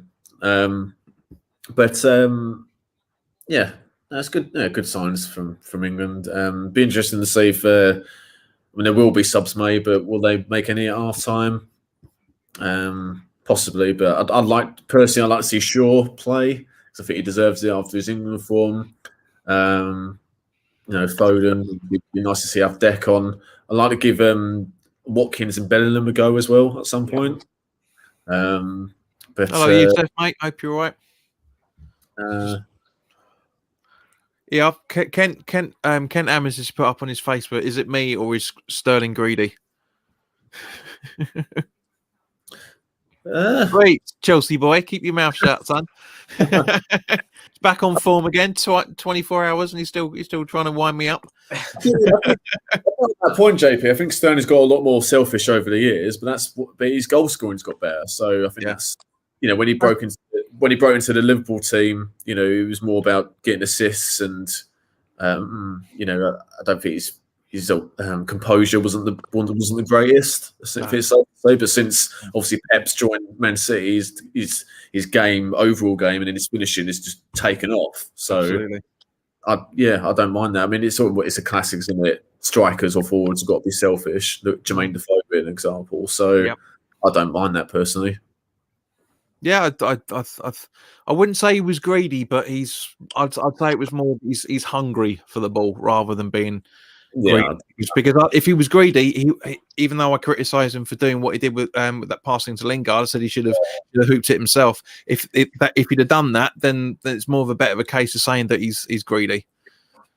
Yeah, no, great point. Yeah, couldn't have worded it any better. I'm just going to look up, lads. Obviously, it's still half time, but I'm just going to look at the rankings for where Albania are. Because obviously we're playing the worst sides technically in the FIFA World Rankings tonight. But I remember it's going back a few years, but Andy Cole, he scored one England goal, and it was against Albania. Really? Yeah. But that's the thing about Andy Cole. He played in an era with a ridiculous amount of world-class strikers. True, actually. Yeah, no, you're right. Yeah. He played in an era with Alan Shearer, Michael Owen, Robbie Fowler, Teddy Sheringham, Kevin Phillips as well. Yeah. Who else? He was a dirty player, wasn't he, Kelvin Phillips? He was a dirty player. A lot of people didn't like him. What, Kevin Phillips? Yeah. Really? Yeah. I remember working with a guy a few years ago because when I bought my first West Ham shirt, I had Phillips on the back, and I went into work, and he went. It was one of our casual days and worked to work, so I literally just had it delivered like the day before, and he said, "So that's not Kevin Phillips, is it?" I said, "No, mate, that's my surname." I said, "Good, because I hate him. He's a dirty little fucker." But to be fair, he was a Villa supporter. So. Was it? Yeah. Obviously, some legend, Albania. But you know, with Andy Cole, he was one of the players that I really admire when I was a kid. You know, playing for Man United, he ended up at Newcastle as well, for that matter. You know, it was a very good player. But you're right, mate. He was playing alongside Alan Shearer. So yeah, no, I think Andy Cole. I think it's like 15 caps he got. Andy Cole, which is ridiculous. But as I said, the amount of strikers. I think Matt Letizia was another one, but he didn't get caps a lot for England. Yep. But the proper golden generation, personally. Yeah, especially in the striking department. Yeah, 100%. But yeah, that was his only goal. Andy Cole was against Albania. That was when Sven was Ron Eriksson was in charge. So a heck of a long ago. I just had a look at Albania. They're 66th in the world. But to be fair, if you look, they're just the teams just above them, not too shabby. I mean, in 63rd are Montenegro, 62nd is Slovenia, and 61st the Ivory Coast. So there are no mugs on Albania, no mugs, but no. Any game's going to be harder than what we're playing tonight. I mean, Yusuf's been busy Googling a few stats. Look. I have to look at San Marino because I think they've got a couple of draws recently. I think they've only got about something like eight or so draws in their whole existence, I think. And I think they got a couple of those recently. I think Yusuf, you're right, mate. Chilwell has been playing very well this first half. Some of his positioning. As I said at the start, I wasn't quite sure about having Chilwell in the left position, but he's proven me right when I said that he's playing better for England than he is for Chelsea. And I know Yusuf's going to jump right on my back for saying that, but but I do. I used to have Chilwell in my fantasy league at the start, up until very recently. So nice. I was getting crap from him, absolutely, week after week, hardly getting any passes, any assists, nothing. So I thought, right, change it. But you know, this is the thing. It's like again with Maguire, as I said last night. Maguire plays better for England than he does for Man United. I don't get it. I'd say Pickford does as well. Yeah, Jordan Pickford, 100%. But as three West Ham fans, I couldn't give a shit what they do for their clubs. If they play well for England, happy days as far as I'm concerned. Yeah. But it's weird though that some players are like that though. This is going back a few years now. Like, you know, Danny Welbeck, I think, was very like that. Man United and Arsenal lately. But for England, I think he was awesome for England. I think Peter Crouch to a certain extent. Yes, yep, to a very extended certain extent. But yeah, it's But and another one for Northern Ireland, David Healy. Oh God! Now, Jesus! Now you're talking. That name that takes me back hearing that name. David Healy's goal scoring record was okay at club level, and I mean okay, but for Northern Ireland, it was a machine. I swear it was. I'm trying to think what qualifiers it was. I think it might have been Euro 2008 qualifiers. I'm sure he was like the top scorer in the whole. I'm pretty sure he did get top scorer. Like the European qualifier. I think they beat Spain in that. I think it's that sort of year where they were beating, especially at Windsor Park, Northern Ireland, like Belfast. They would beat the big sides. They beat England. They beat England once. Do you remember? And I think it was the qualification afterwards. I'll look it up in a minute. I swear he was like the top European scorer for the qualifiers. It's called like 10, 11 goals or something. It was a joke. But if you look at his club level, he was nowhere near as prolific. So it's interesting how some just out perform well for their national team rather than their clubs. Here's the players about to kick off. Trippier's on. Yeah, 3 or 4 changes by the looks of it. Let's run through all of those. Phil Foden, Bellingham. Yep. Oh, excellent. So, yeah, as I said, I have no idea what Bellingham's like. Never seen him play. Now I'm going to get the chance to do it. Yeah, I've not seen a huge amount of him. I don't know if you have, James, but he's more of a sort of a centre midfielder. So no, I haven't seen anything of him, to be honest with you, mate. His stats are decent at Football Manager, but in terms of really. I'll tell you what, Football Manager though. I know people go on about FIFA and stuff, but Football Manager is a lot more in depth than the FIFA. Yeah. Like, don't at me or whatever. Don't question. I know someone. Bill, mate, I'm sorry, I've got to pull you up on this one. As Paul said on Free Hammers the other day, computer games aren't real life. Oh, of course, yeah, I agree totally. But on Football Manager, because I met Miles Jacobson a few years ago, and the amount of people working behind the scenes there, they've got 30-odd thousand scouts that work with the management, with the gaming company and stuff, and the stats are as up to date as you. I mean, it was back in the day where Andre Villas-Boas used their system. And it was I think Everton, you should do something with them as well. Like, exactly. Just about to say that Everton used that as well. So yeah. So I know it's a computer game, but I think just to confirm the substitutions. Trippier's come on for James. Mings has come on for Stones. Bellingham's come on for Mount, and Foden's come on for Sterling. So interesting changes. Very interesting changes there. Yeah, really good. Yeah, I'm pleased. I'm pleased Bellingham was on 100%. Which I'm pretty sure is his debut. I think it might be actually, mate. I think it might. Yeah. Yeah, well, he's definitely obviously played for the youth squads, but I'm fairly sure it's his debut. I'm just going to quickly look. I don't watch Spanish football, but it's interesting that Trippier got in ahead of Trent Alexander-Arnold. He must be playing well for him. He was good in the World Cup. Yeah. He's been doing really well for Simeone. He was playing really well before he got that FA ban, didn't he? Which I think was a bit harsh. But no, he's and they're going great in not obviously they got knocked out by Chelsea. They were rubbish over the 2 legs, but in La Liga they're top of the table. Yeah, he's definitely heard Southgate likes as well. Yeah. I mean, Trippier again is a plays better for international than he does at domestic level. He does, and I like Trippier as much as I hate it because he's, I can say that now because he's ex-Spurs. But I genuinely have rated him for a long time. I think he's a very, very good player. But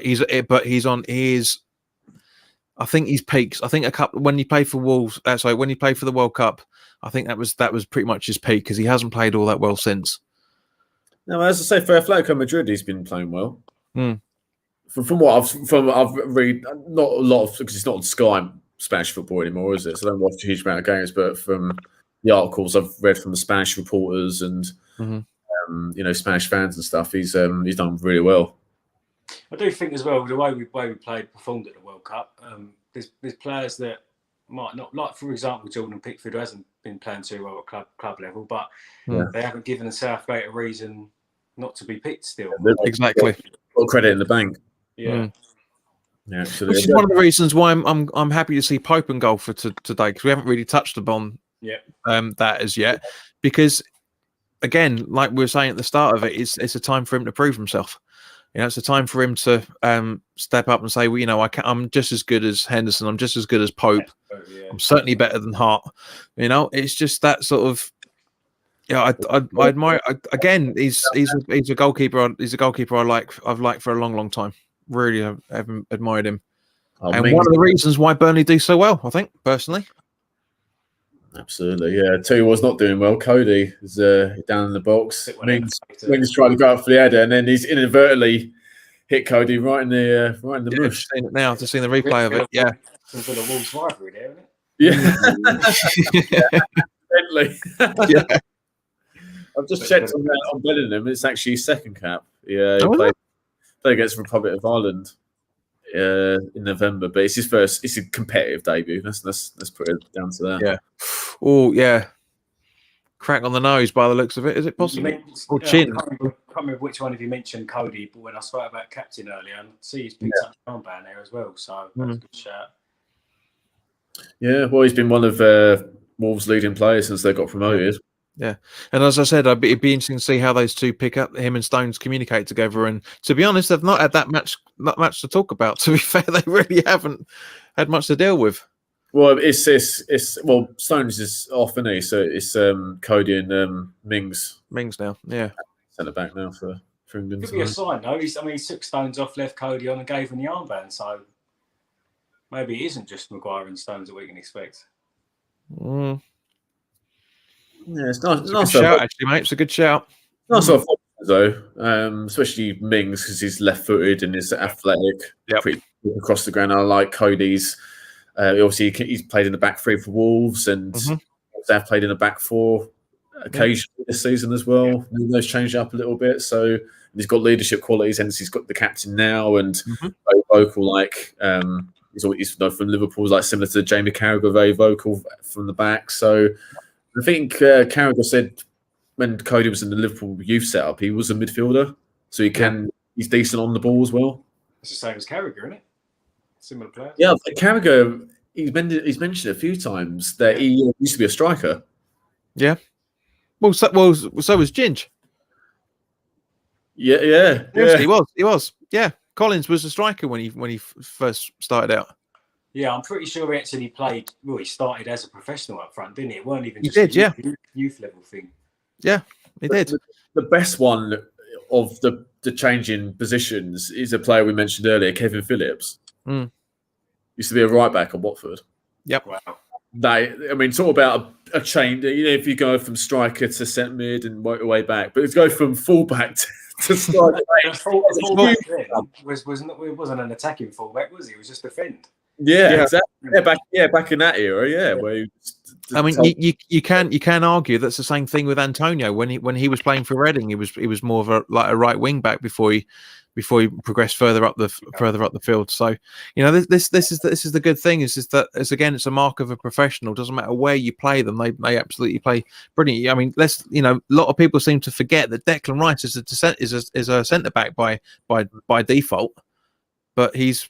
Again, he's been playing as a defensive midfielder and almost, in some regards for England, he's been put in as almost as an attacking midfielder at certain points of the game. So, again, just it's like with musicians, or anyone that's in any decent band, they can play more than just one instrument. They can play 3 or 4 and be very prolific at them because it's a proper professional. Wasn't Calvin Phillips a striker as well? Say again. Wasn't Calvin Phillips a striker before Bielsa came in? 4-0, lads. I think he was, mate. Yeah. I'm sure he converted. Calvert-Lewin, an assist for our man Jesse Lingard. Another good move by England. Yeah. Just seeing the build up now. So Calvert-Lewin missed a tap in the first half, but he made sure he connected on that one. Yeah. Lingard was well onside. Yeah. Great. Calvert-Lewin. Perfect. Yeah. Do you reckon Southgate said the same thing to Calvert-Lewin that I was talking about? Don't fuck around with the Rabonas, mate. Just score it. And just keep your eye on the ball. I think he took his eye off it in the first one. One of the first. Slightly, yeah, to a degree, yeah. But yeah, brilliant play from Chilwell to set that Lingard up like that as well. Very, very good. Yeah, and a great, perfect ball by Jesse Lingard. Yeah, it's talk about make it easier for your forwards. He did that. Yeah, I was literally about to say the number 5 stood still to make sure that the Calvert-Lewin was onside. He literally stops. That's good to see. So England, nice and easy, still 4-0 up. 54 minutes gone, I think. But just mentioned about San Marino earlier. They haven't got many. They've lost, I think, like 95% of their matches, but. We talked about the Nations League earlier, lads.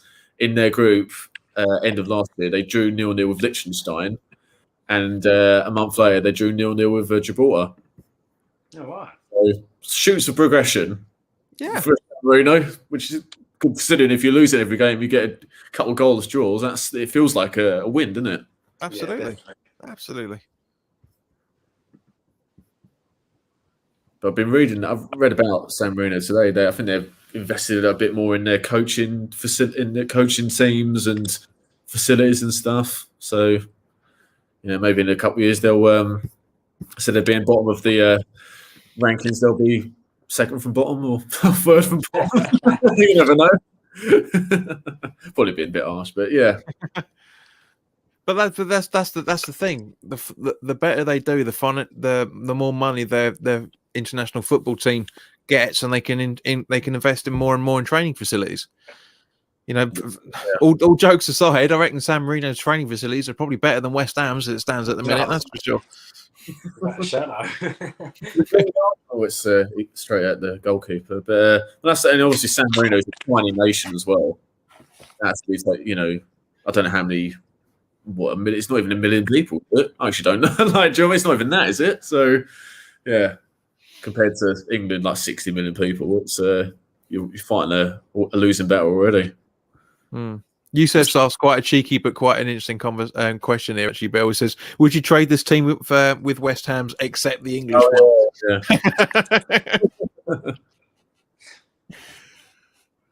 But to be fair, I'd take the majority of these players for West Ham, of course. Oh yeah. West Ham Lawyers aside, there's some excellent players on this. I mean, Tyrone Mings and Ogbonna together, I think, would be fantastic link up. I think that's an unstoppable centre back pairing. That really, really is. Yeah, I'd take Mount. I'm a big fan of Mount. Calvert-Lewin would do a job up front for us as well. Yep, completely. Yeah, I'd say. I mean, he's not in the squad for this one, but I'd say Wan-Bissaka at right back. He would be very, very good competition for Soufal, mate. I'm telling you, he would. I know Soufal's the golden boy because we haven't had a decent right back since we got relegated. Yeah. And actually, no, way before that. Actually, more along the lines of what was his name? The Aussie captain we had. Lucas Neal, the own goal scorer. Great captain, but didn't rate him at all on the pitch. If you guys have known me about 15 years ago, I was genuinely joking that when Lucas Neal left, our own goal ratio dropped massively because he'd always get an own goal at least once every 2 or 3 games. Lucas Neal was okay. I think some fans rave about him too much. I think it was okay. I actually personally thought he was better at Blackburn. Yes, agreed. James, as you were saying, he was a good captain, but that's about it, really. But I mean, you say that, but on the pitch as well. When he left, we struggled to replace it. That right back was that awful position. Well, mate, we haven't actually replaced him until we bought in. When we bought in. What's his name? Zabaleta. Yeah. It fit 12, 13 years without. We had Joey O'Brien at right back. Granted, he was brilliant. He was brilliant in the Championship. One of the reasons why we got to the playoffs in the first place. But ever since then, we think that first season. I mean, I thought Arbeloa would be amazing for us. Like, I thought we'd do the job that Zabaleta did for us, coming towards the end of his career, but we're decent. Bill, he's the example of how a conversion from one position to another position doesn't work. Arbeloa was a brilliant midfielder, very, very good, but couldn't handle right back. He just couldn't do it. He played fullback for Liverpool, mate. Did he? Yeah, he played when Liverpool nearly won the league in 08-09 under Benitez. He was right back. He played for Real Madrid, didn't he? After that, midfielder. I think you're thinking of someone else, mate. No, but he was. Hang on, because I guarantee he's never played midfield in his life. I could have sworn I saw something that he was playing in midfield before he came to us. Because he was out of position for a goal, he was in midfield. But possibly, yeah. I swear to you, he was a right back. But for us, but for us, he could have played in midfield because he was so out of his depth. out of position and so slow. That's probably why he thought he was midfield, because he was trying to get back to the right back spot. Honestly, so but yeah, no, but yeah, Soufal's they've been brilliant for West Ham. But honestly, if we had a player like if we had Wan-Bissaka at right back, that is a headache for Moyes to pick. It genuinely is. Oh, absolutely. You know, because Wan-Bissaka does a lot of stuff that people don't realise. And likewise, so does Soufal. That's why we love him so much. Is his off the ball plays fantastic, and likewise with Wan-Bissaka, his positional movement is brilliant. And Kieran, I'm not digging him out because he's an Aussie. Well, that's the thing. If Wan-Bissaka, if he was that little bit more progressive with the ball, he'd walk into the outside. Yeah, that's probably why he doesn't get as being picked for England yet. To be honest. Yeah, if Wan-Bissaka was around 15 years ago, he'd walk into it. But obviously, fullbacks in modern day football are completely different. They were well.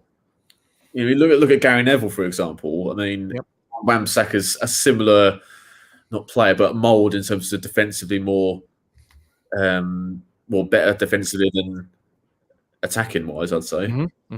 Yep, agreed. Sensible player, Gary Neville. We knew what he was good at, and just kept it. When people slated Gary Neville, they don't know football. If you slated Gary Neville, like honestly, because he was like top class, like really top. I know he played for Man United and stuff. We meant dislike Man United and stuff, but he was phenomenal for Man United, and I thought for England was pretty good as well. And it was funny listening to his commentary when we played Man United the other week. We say he's to this day it still bugs him, that Boogers challenge, because he was bringing it up in the commentary. I was doing the watch long, so I couldn't really shout it, but the voice in the back of my head was like, "Mate, it was 20 odd years ago. Let it go." 30 years ago, sorry. Let it go. I don't think you could get out of that challenge that bad though.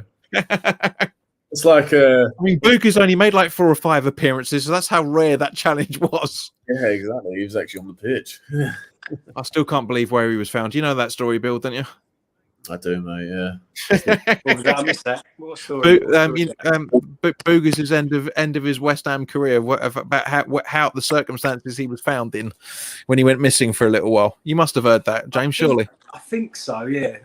When AWOL for a couple of weeks was found in a was it a camper van or something like that? Wasn't it? It was caravan or something. Yeah. Yeah.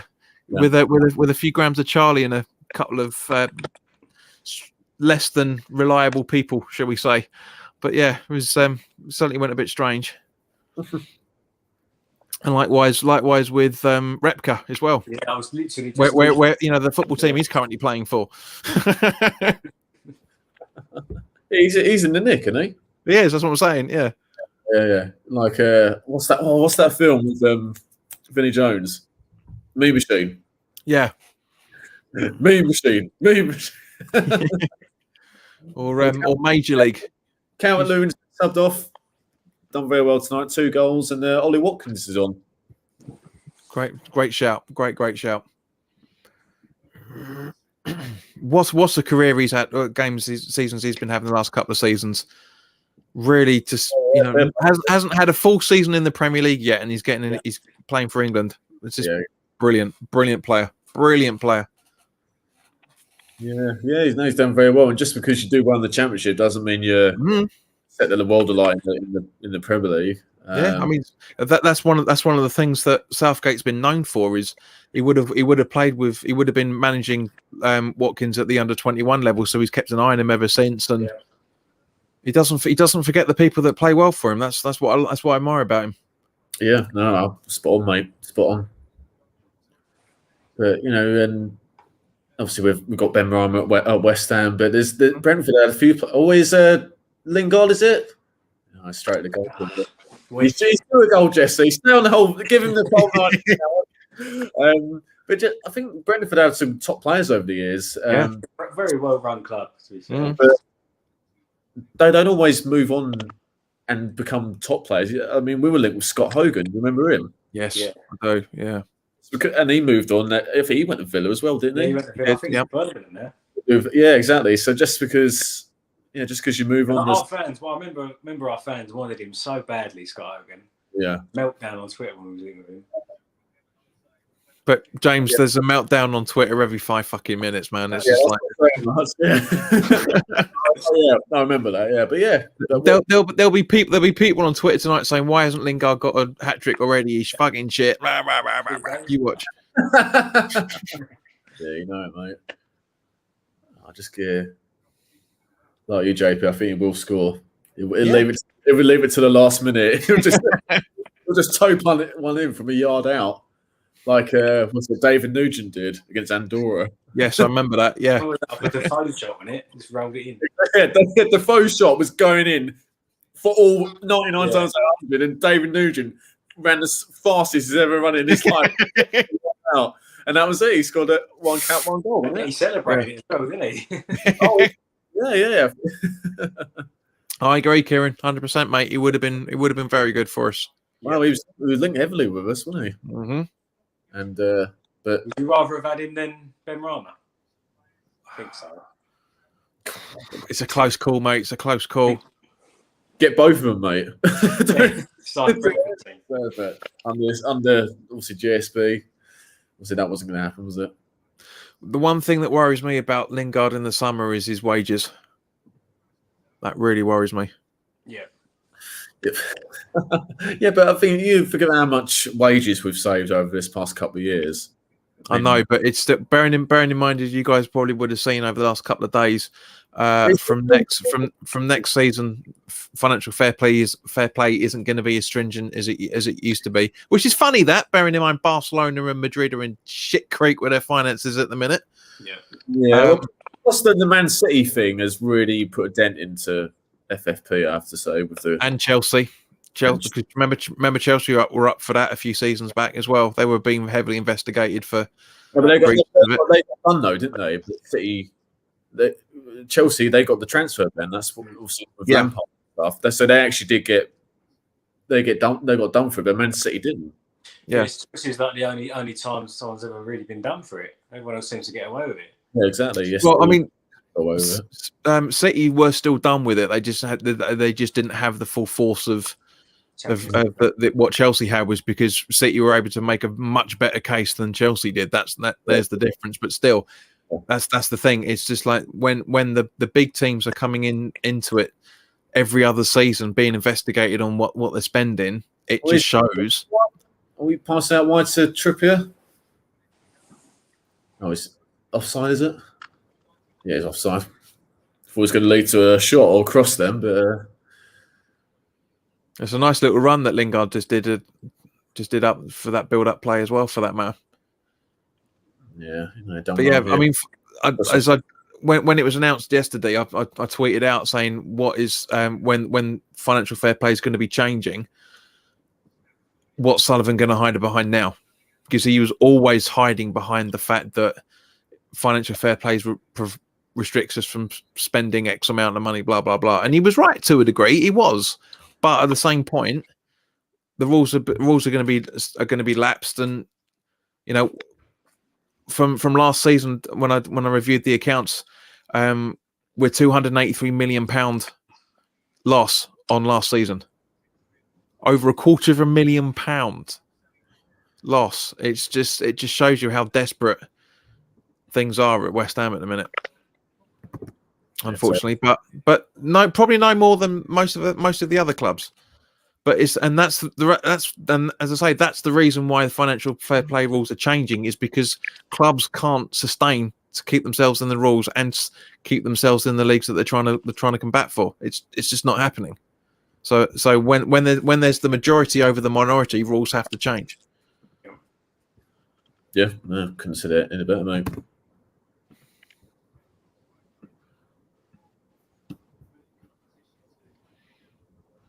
But I agree with what Yusuf's been saying. It is getting pretty boring. This is turning into a training ground game now. There's just like pass it.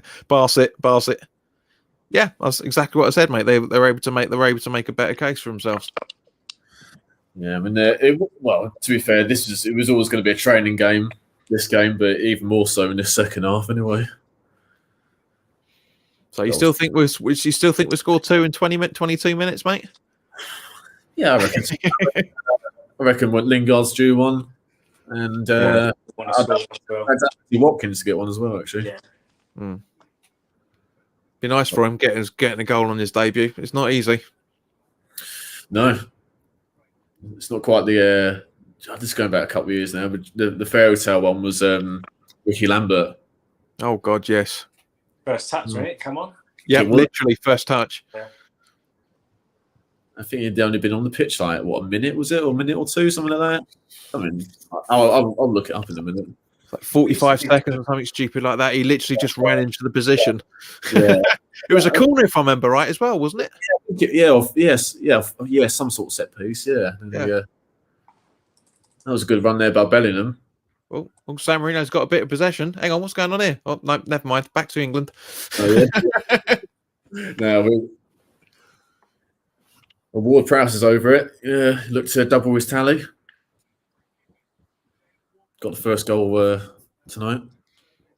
And this is well within his range. Yeah, he's lethal. He's lethal with free kicks. Really is. Yeah, absolutely, mate. Another player I wouldn't mind being at West Ham. I think he would do very well for us. I really do think he would. No, he's a really good player. I think Hazelhoul done a real good job at Southampton. And bearing in mind he was being linked to being sacked, was it 3-4 months ago, just before Christmas? Yeah, and when they lost 9-0 last season as well at Leicester. Yeah. Is Ward-Prowse for the free kick? Goes over. Oh, yeah, it's the post. Great effort that far out. I think Kieran's pretty bored of this game as well, by the looks of things. His latest comment, his question, I should say.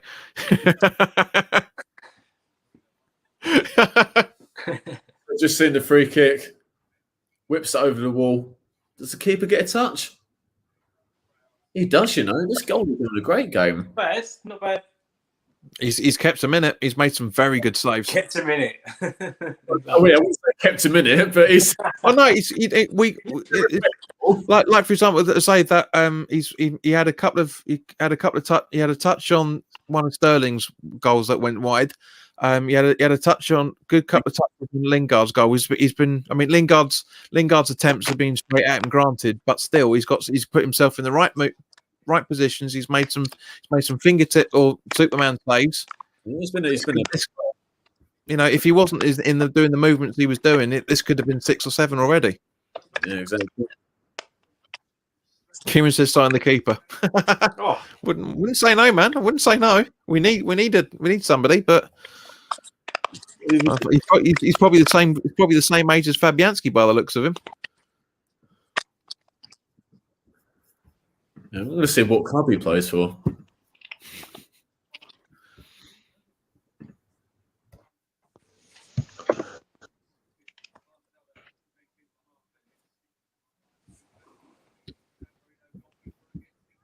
I mean, even the commentator saying this is the best performing San Marino goalkeeper against England. So, kind of backing up what I'm saying to a degree. He's keeping them in it.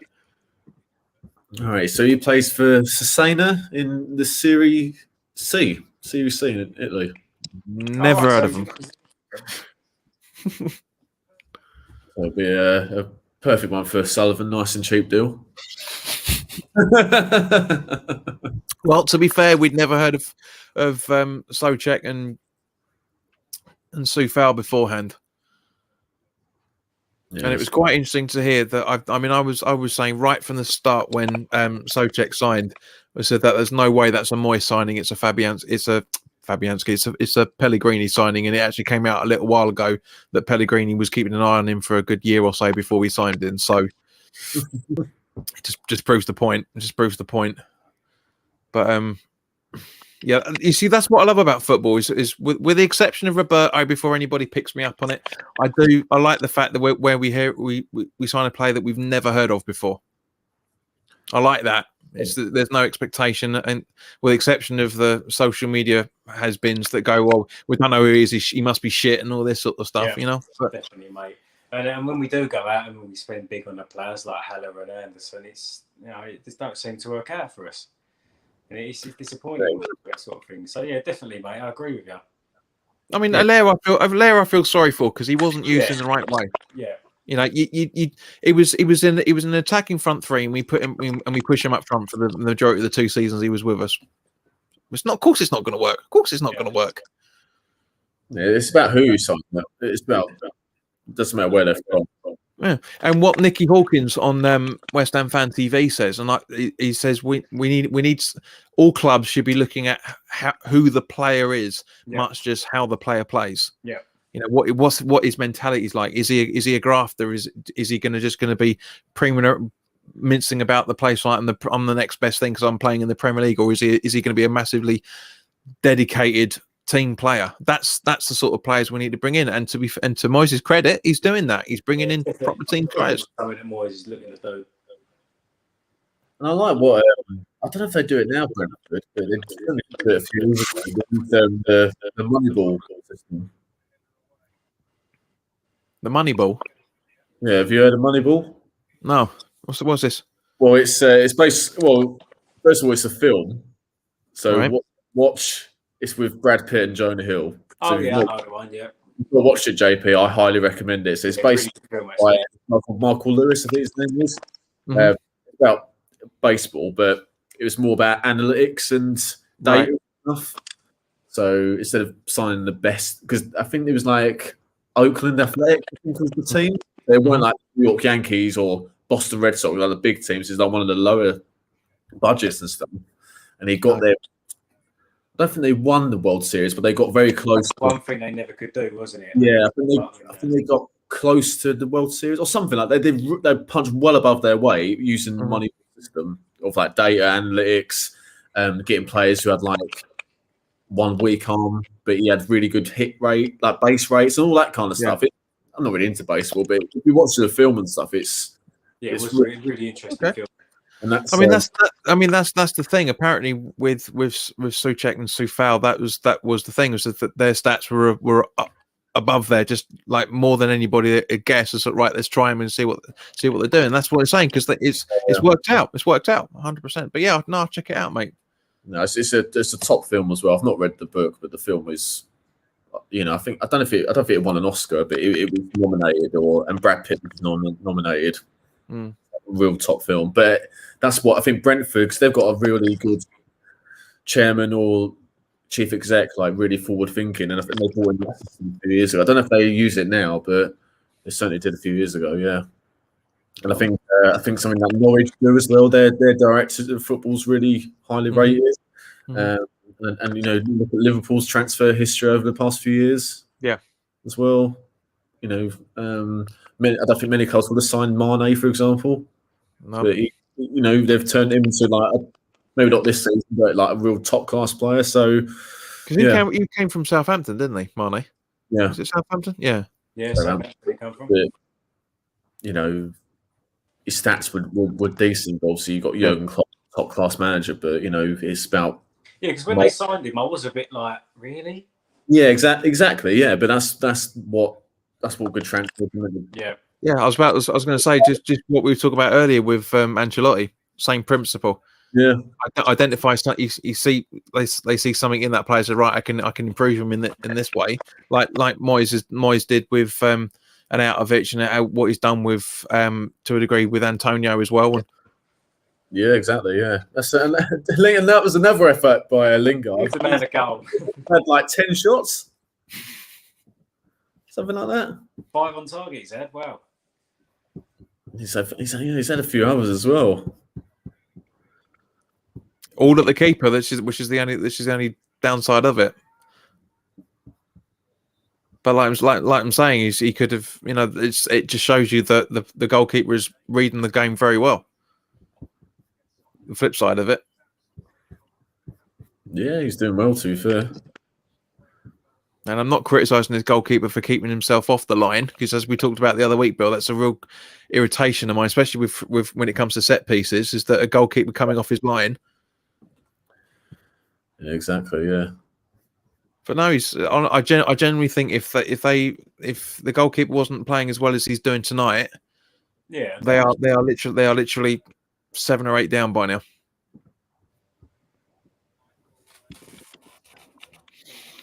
I think that's his 10th shot, Lingard. I think it came up on the screen. It said he's had 5 on target. So it's a fair play to the keeper, like you say. Mm. Yeah, he's doing well. 79 minutes, so 11 minutes plus stoppage time to go. Dario, don't they make guitar strings? Who's that? The number 2 that's come on for San Marino. His surname is I was Dario. Dario. Who are you talking about?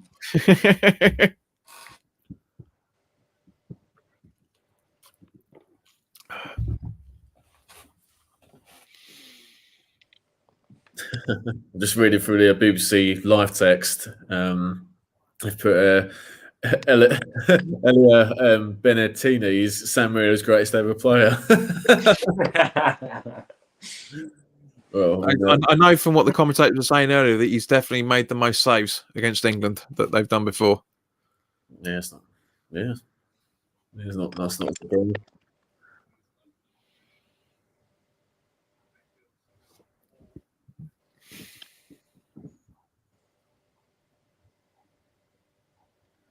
Yeah, it's been a weird one, this game, isn't it? I mean, like you're saying, you know, we're expecting this to be an emphatic win, which it has been. But this is genuinely like what we're. Oh, hello, where's the boss gone? Where's he gone? He's gone. Yeah, this is generally like watching St James's Park at the minute. There he is. Need to put a 50p in the meter or something, mate? Yeah. That Bellingham just went close. Yeah, Bellingham, yeah. Yeah, that's the thing with these games, isn't it? Especially with the first half that we had, it was always going to happen. It's going to die out. Yeah, of course. Especially with subs as well. Yeah. 30 shots on goal for 4 goals.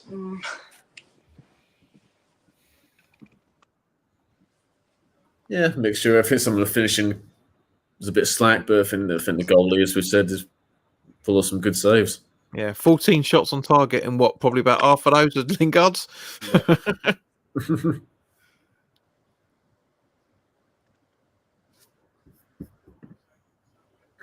Certainly did. West. What was another one of my mates at uni come up with a brilliant one, which was all quiet on the Bill West front. I like that, actually. Yeah. That's the quality one, isn't it?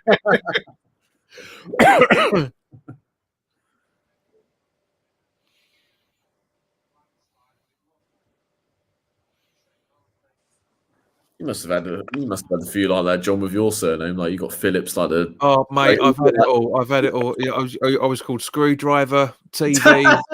Yeah. Yeah. Obviously, Kevin Phillips, as we mentioned earlier. Well, yeah, it was Lost in Jurassic Park as well, for that matter. With the JP part of it, you know. Oh right, yeah. He deserves one. Good to see him score. Oh, Watkins with a goal. Oh, I missed that one. When my sister found out about the nickname for condoms, she was calling me Rubber for quite a while and stuff. Fantastic. That's a goal. That's a goal in his debut. Yeah, goal in his debut. Yeah. He stood that well. We said it would happen, didn't we? Said it would happen. No, we just need Jesse to get a goal, and they'll be 6-0. Perfect. Yeah, he's done well there, actually. It's a good goal. It's a good goal. I mean, this is the funny thing. This is how relaxed we are. None of us are going, yes, it's a goal. It's like, yeah, he scored. Well, I mean, to be fair, we same level of celebration when Ward-Prowse scored. It's like, oh, good finish. Anyway, back to talking about Kevin Phillips. Yeah, goal on his debut. Good on him. Mm-hmm.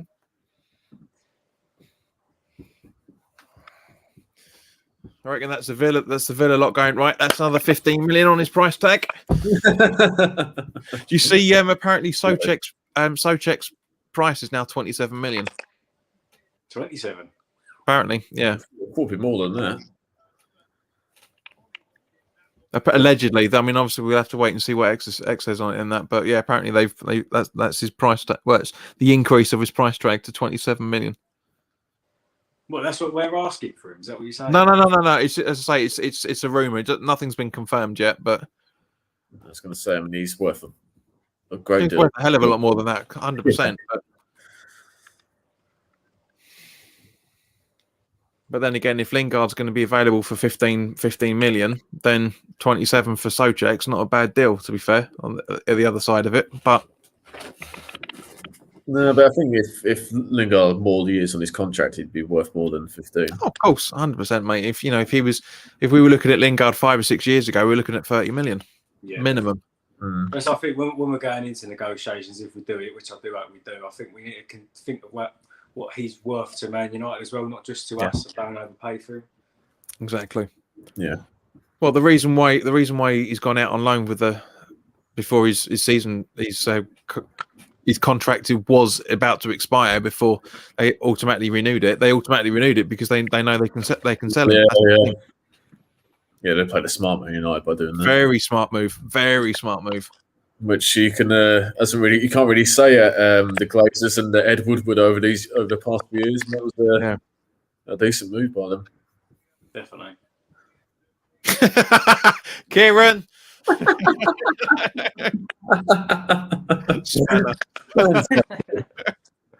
Oh dear. Kieran, I know you're an Aussie, mate, but spanner means something completely different over here, son. Oh, just hoping that Jesse gets the goal. Well, he deserves it for his performance tonight, but also first time back. I'll be surprised if he doesn't. I genuinely will be surprised if he doesn't. It's not looking like he's going to score, bless him, but you never know. Next few minutes, anything's possible.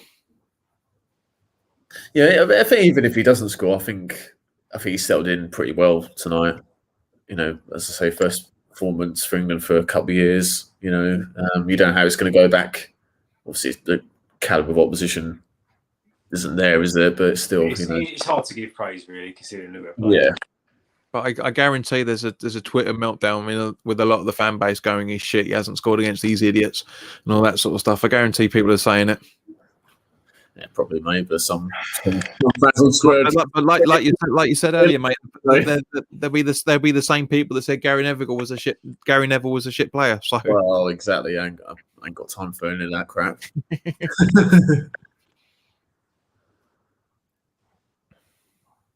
Is Lingard on the ball again?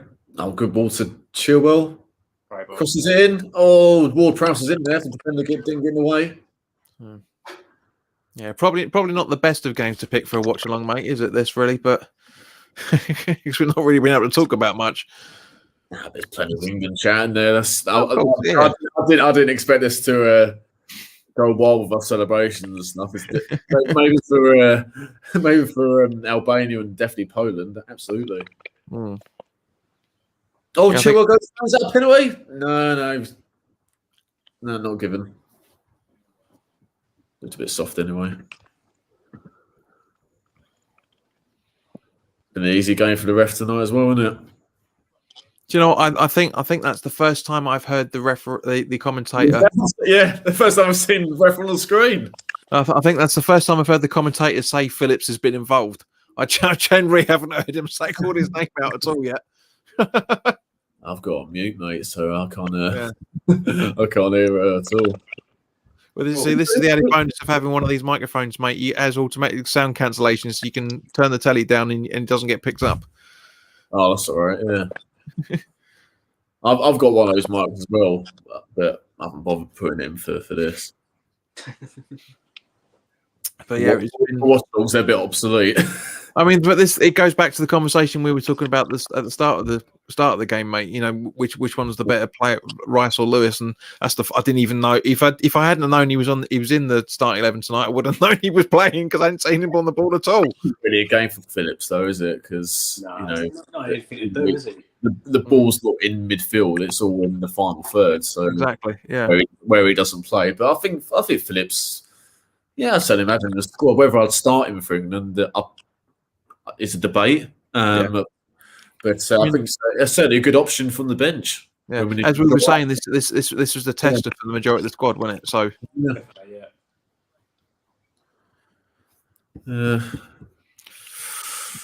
That's what you said. Thank you. So no, we'll have a brief chat after the game for a bit, and then we'll finish off. Well, these highlights, mate, it'll be very brief. Yeah. Yeah, exactly. Yeah, exactly. Yeah. Alluding to that, but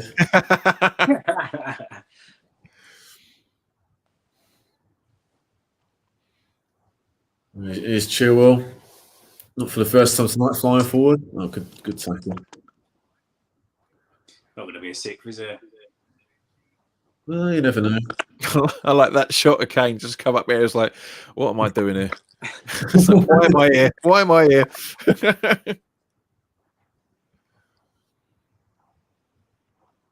He's Foden. He's one I think that's got, for me, he's got to start for England at the Euros, Phil Foden. They've got, well, yeah, but I think he's a big talent, big talent. Yeah, he's got, he's played well for City, and obviously they're going to win the league, and I think you've got to find space for him. Yeah, beyond the striker. Yeah, or put him one of the wide positions where he's played for City a lot. Yeah. I think you've got to find. He's got to be one of the first names on the team sheet for me, and build the team around him. I mean, how old is he now? What, 19, 20? About that. Yeah. But no, James, I agree with you, mate. I'd stick him as a number 10, 100%. He's lethal in the middle of the park. He really, really is. But Bill, you're absolutely right. At the same time, he's decent out on the wing, but he has a bit more of a attacking vim when he gets into the middle. Yeah, exactly. Here he is on the ball now. What a good run. Phillips, good ball. Ward-Prowse. So Yusef has said the whole reason why I told a lot of the people that were watching last night to come over and subscribe to your channel. 195 subscribers, man. That's ridiculously low. You guys have been going for what, 2 years now? It's close to it, isn't it? It's got to be at least 2 years. Quite a bit more, I think. Yeah. Yeah. This is what I don't understand about YouTube. YouTube doesn't seem to promote the smaller channels to get people watching. It's ridiculous. Yeah, well, you guys, I said to you, Bill, when I said to you, when I met you at was it O'Neill's, wasn't it? O'Neill's for the West Ham way. You guys are going to overtake me at some point because you guys have got some really good content. And guys, subscribe. Honestly, Kieran, you said bloody do it. You lazy bastards. No, but I think that's sort of why, particularly this year, we've started doing more live streams and watch-alongs and stuff. So, and that's helped so far. So we're going to carry that on. So if you guys enjoy, subscribe for more, notification bell, etc. And yeah, like the streams if you enjoy them. Because even Yusef was saying, I think it was last week, he was saying, I don't get how Garage Football have only got the subs that they do. So I genuinely don't understand how you guys have got such low values. I don't know. Algorithm and all that malarkey. I don't know. Yeah. Just one of those. Yeah, thanks, mate. Yeah, I wouldn't disagree with that. Well, I can only say no. Cheers, mate. I do remember now. So sometimes they don't come up. I'm sure you know, JP, and you, James. Actually, you've started there. The subs don't always come up who they are. So. Yeah, because if your settings are set as hidden, then you generally don't know. It's like with my channel, I've got like 1,780 odd, and I can only see about 60. But there we are, lads. Full time, 5-0. I thought it'd be 6-0, but not quite to be. But it was always going to be easy. Win it for England. Park really, wasn't it?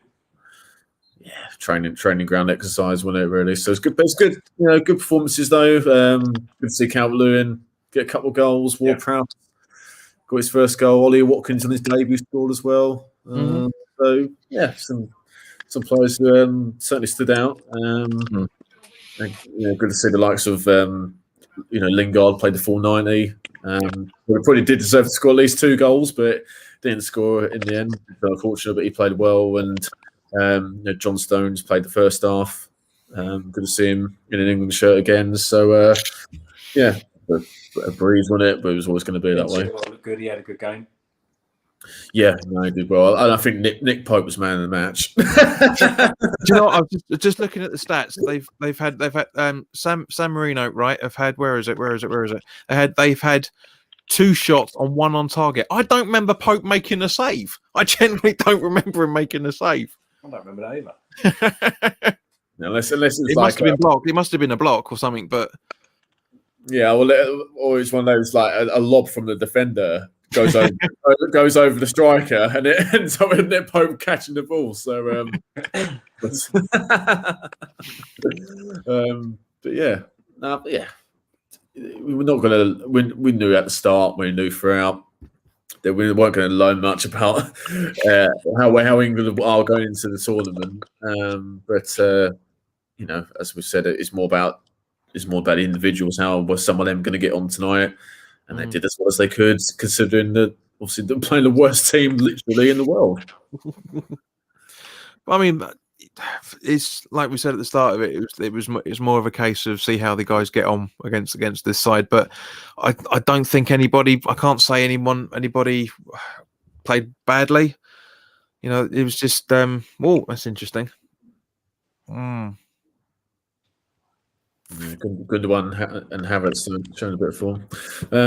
So yeah, but, you know, as I say, it's just I don't think it wasn't a game like you were saying earlier, mate. It's not the sort of game that we were expecting a lot of goals from the opposition from.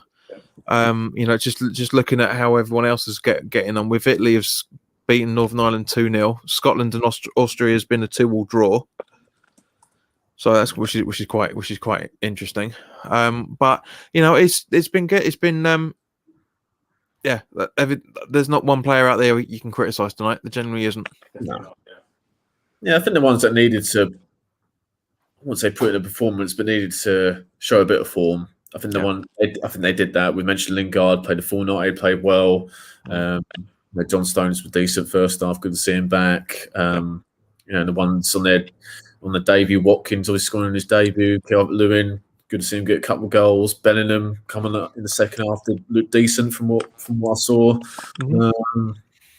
Yeah, it's good to see the other strikers scoring. Obviously, Harry Kane wasn't involved tonight, but it just goes to show that we've got other finishers if we need to call on them, which is good. Yeah. Well, we're going to need a squad obviously in the Euros. So good to have some good backup. I thought Ward-Prowse had a good game as well. He scored the opener, and you know, I thought his general performance and was decent. He played out wide in the second half, didn't he? As well. So yeah, and James, you're right. I think Chilwell was excellent going forward. Had a few injury problems, been in and out of the team at Chelsea recently, but good to see him show some good form. And yeah, I think it's going to be tough between him and Luke Shaw, who's going to start the Euros. It's tough decisions across the whole pitch, really, for Southgate. Yeah, but that's good. That's competition. That's what you want. Exactly. So yeah, I mean, obviously, say because obviously the next game on Saturday is Albania. Sunday. So is it okay? I thought it was the weekend, but okay. Sunday, I thought it was Sunday. So yeah, it's Sunday. Yeah, well, it's Thursday today, isn't it? So it's Sunday. Oh, yeah. So out of the guys that have started tonight, who would you be picking for that game? Wow, that's a great shout. Well, personally, I'd actually play Shaw. I know Chilwell played well tonight, but I think Shaw's been better form for United, so I'd play Shaw from the start. I'd play Stones from the start tonight. It was Stones tonight, but I'll play him against Albania. I think Lingard has played him into contention to start against Albania. Obviously, Kane's going to come back in. I'd expect Rice to start on Sunday as well. Probably Maguire as well. Henderson in goal, maybe. Yeah, Pickford's out injured, isn't he? So he's not in the squad. So Sam Johnston. Johnston got Sam Johnston. Yeah, I don't know. I think possibly. I think Henderson hasn't been capped a lot, is he? So I reckon he'll stick with Pope. For Albania, but yeah, I think if Ward-Prowse was playing himself in contention to start.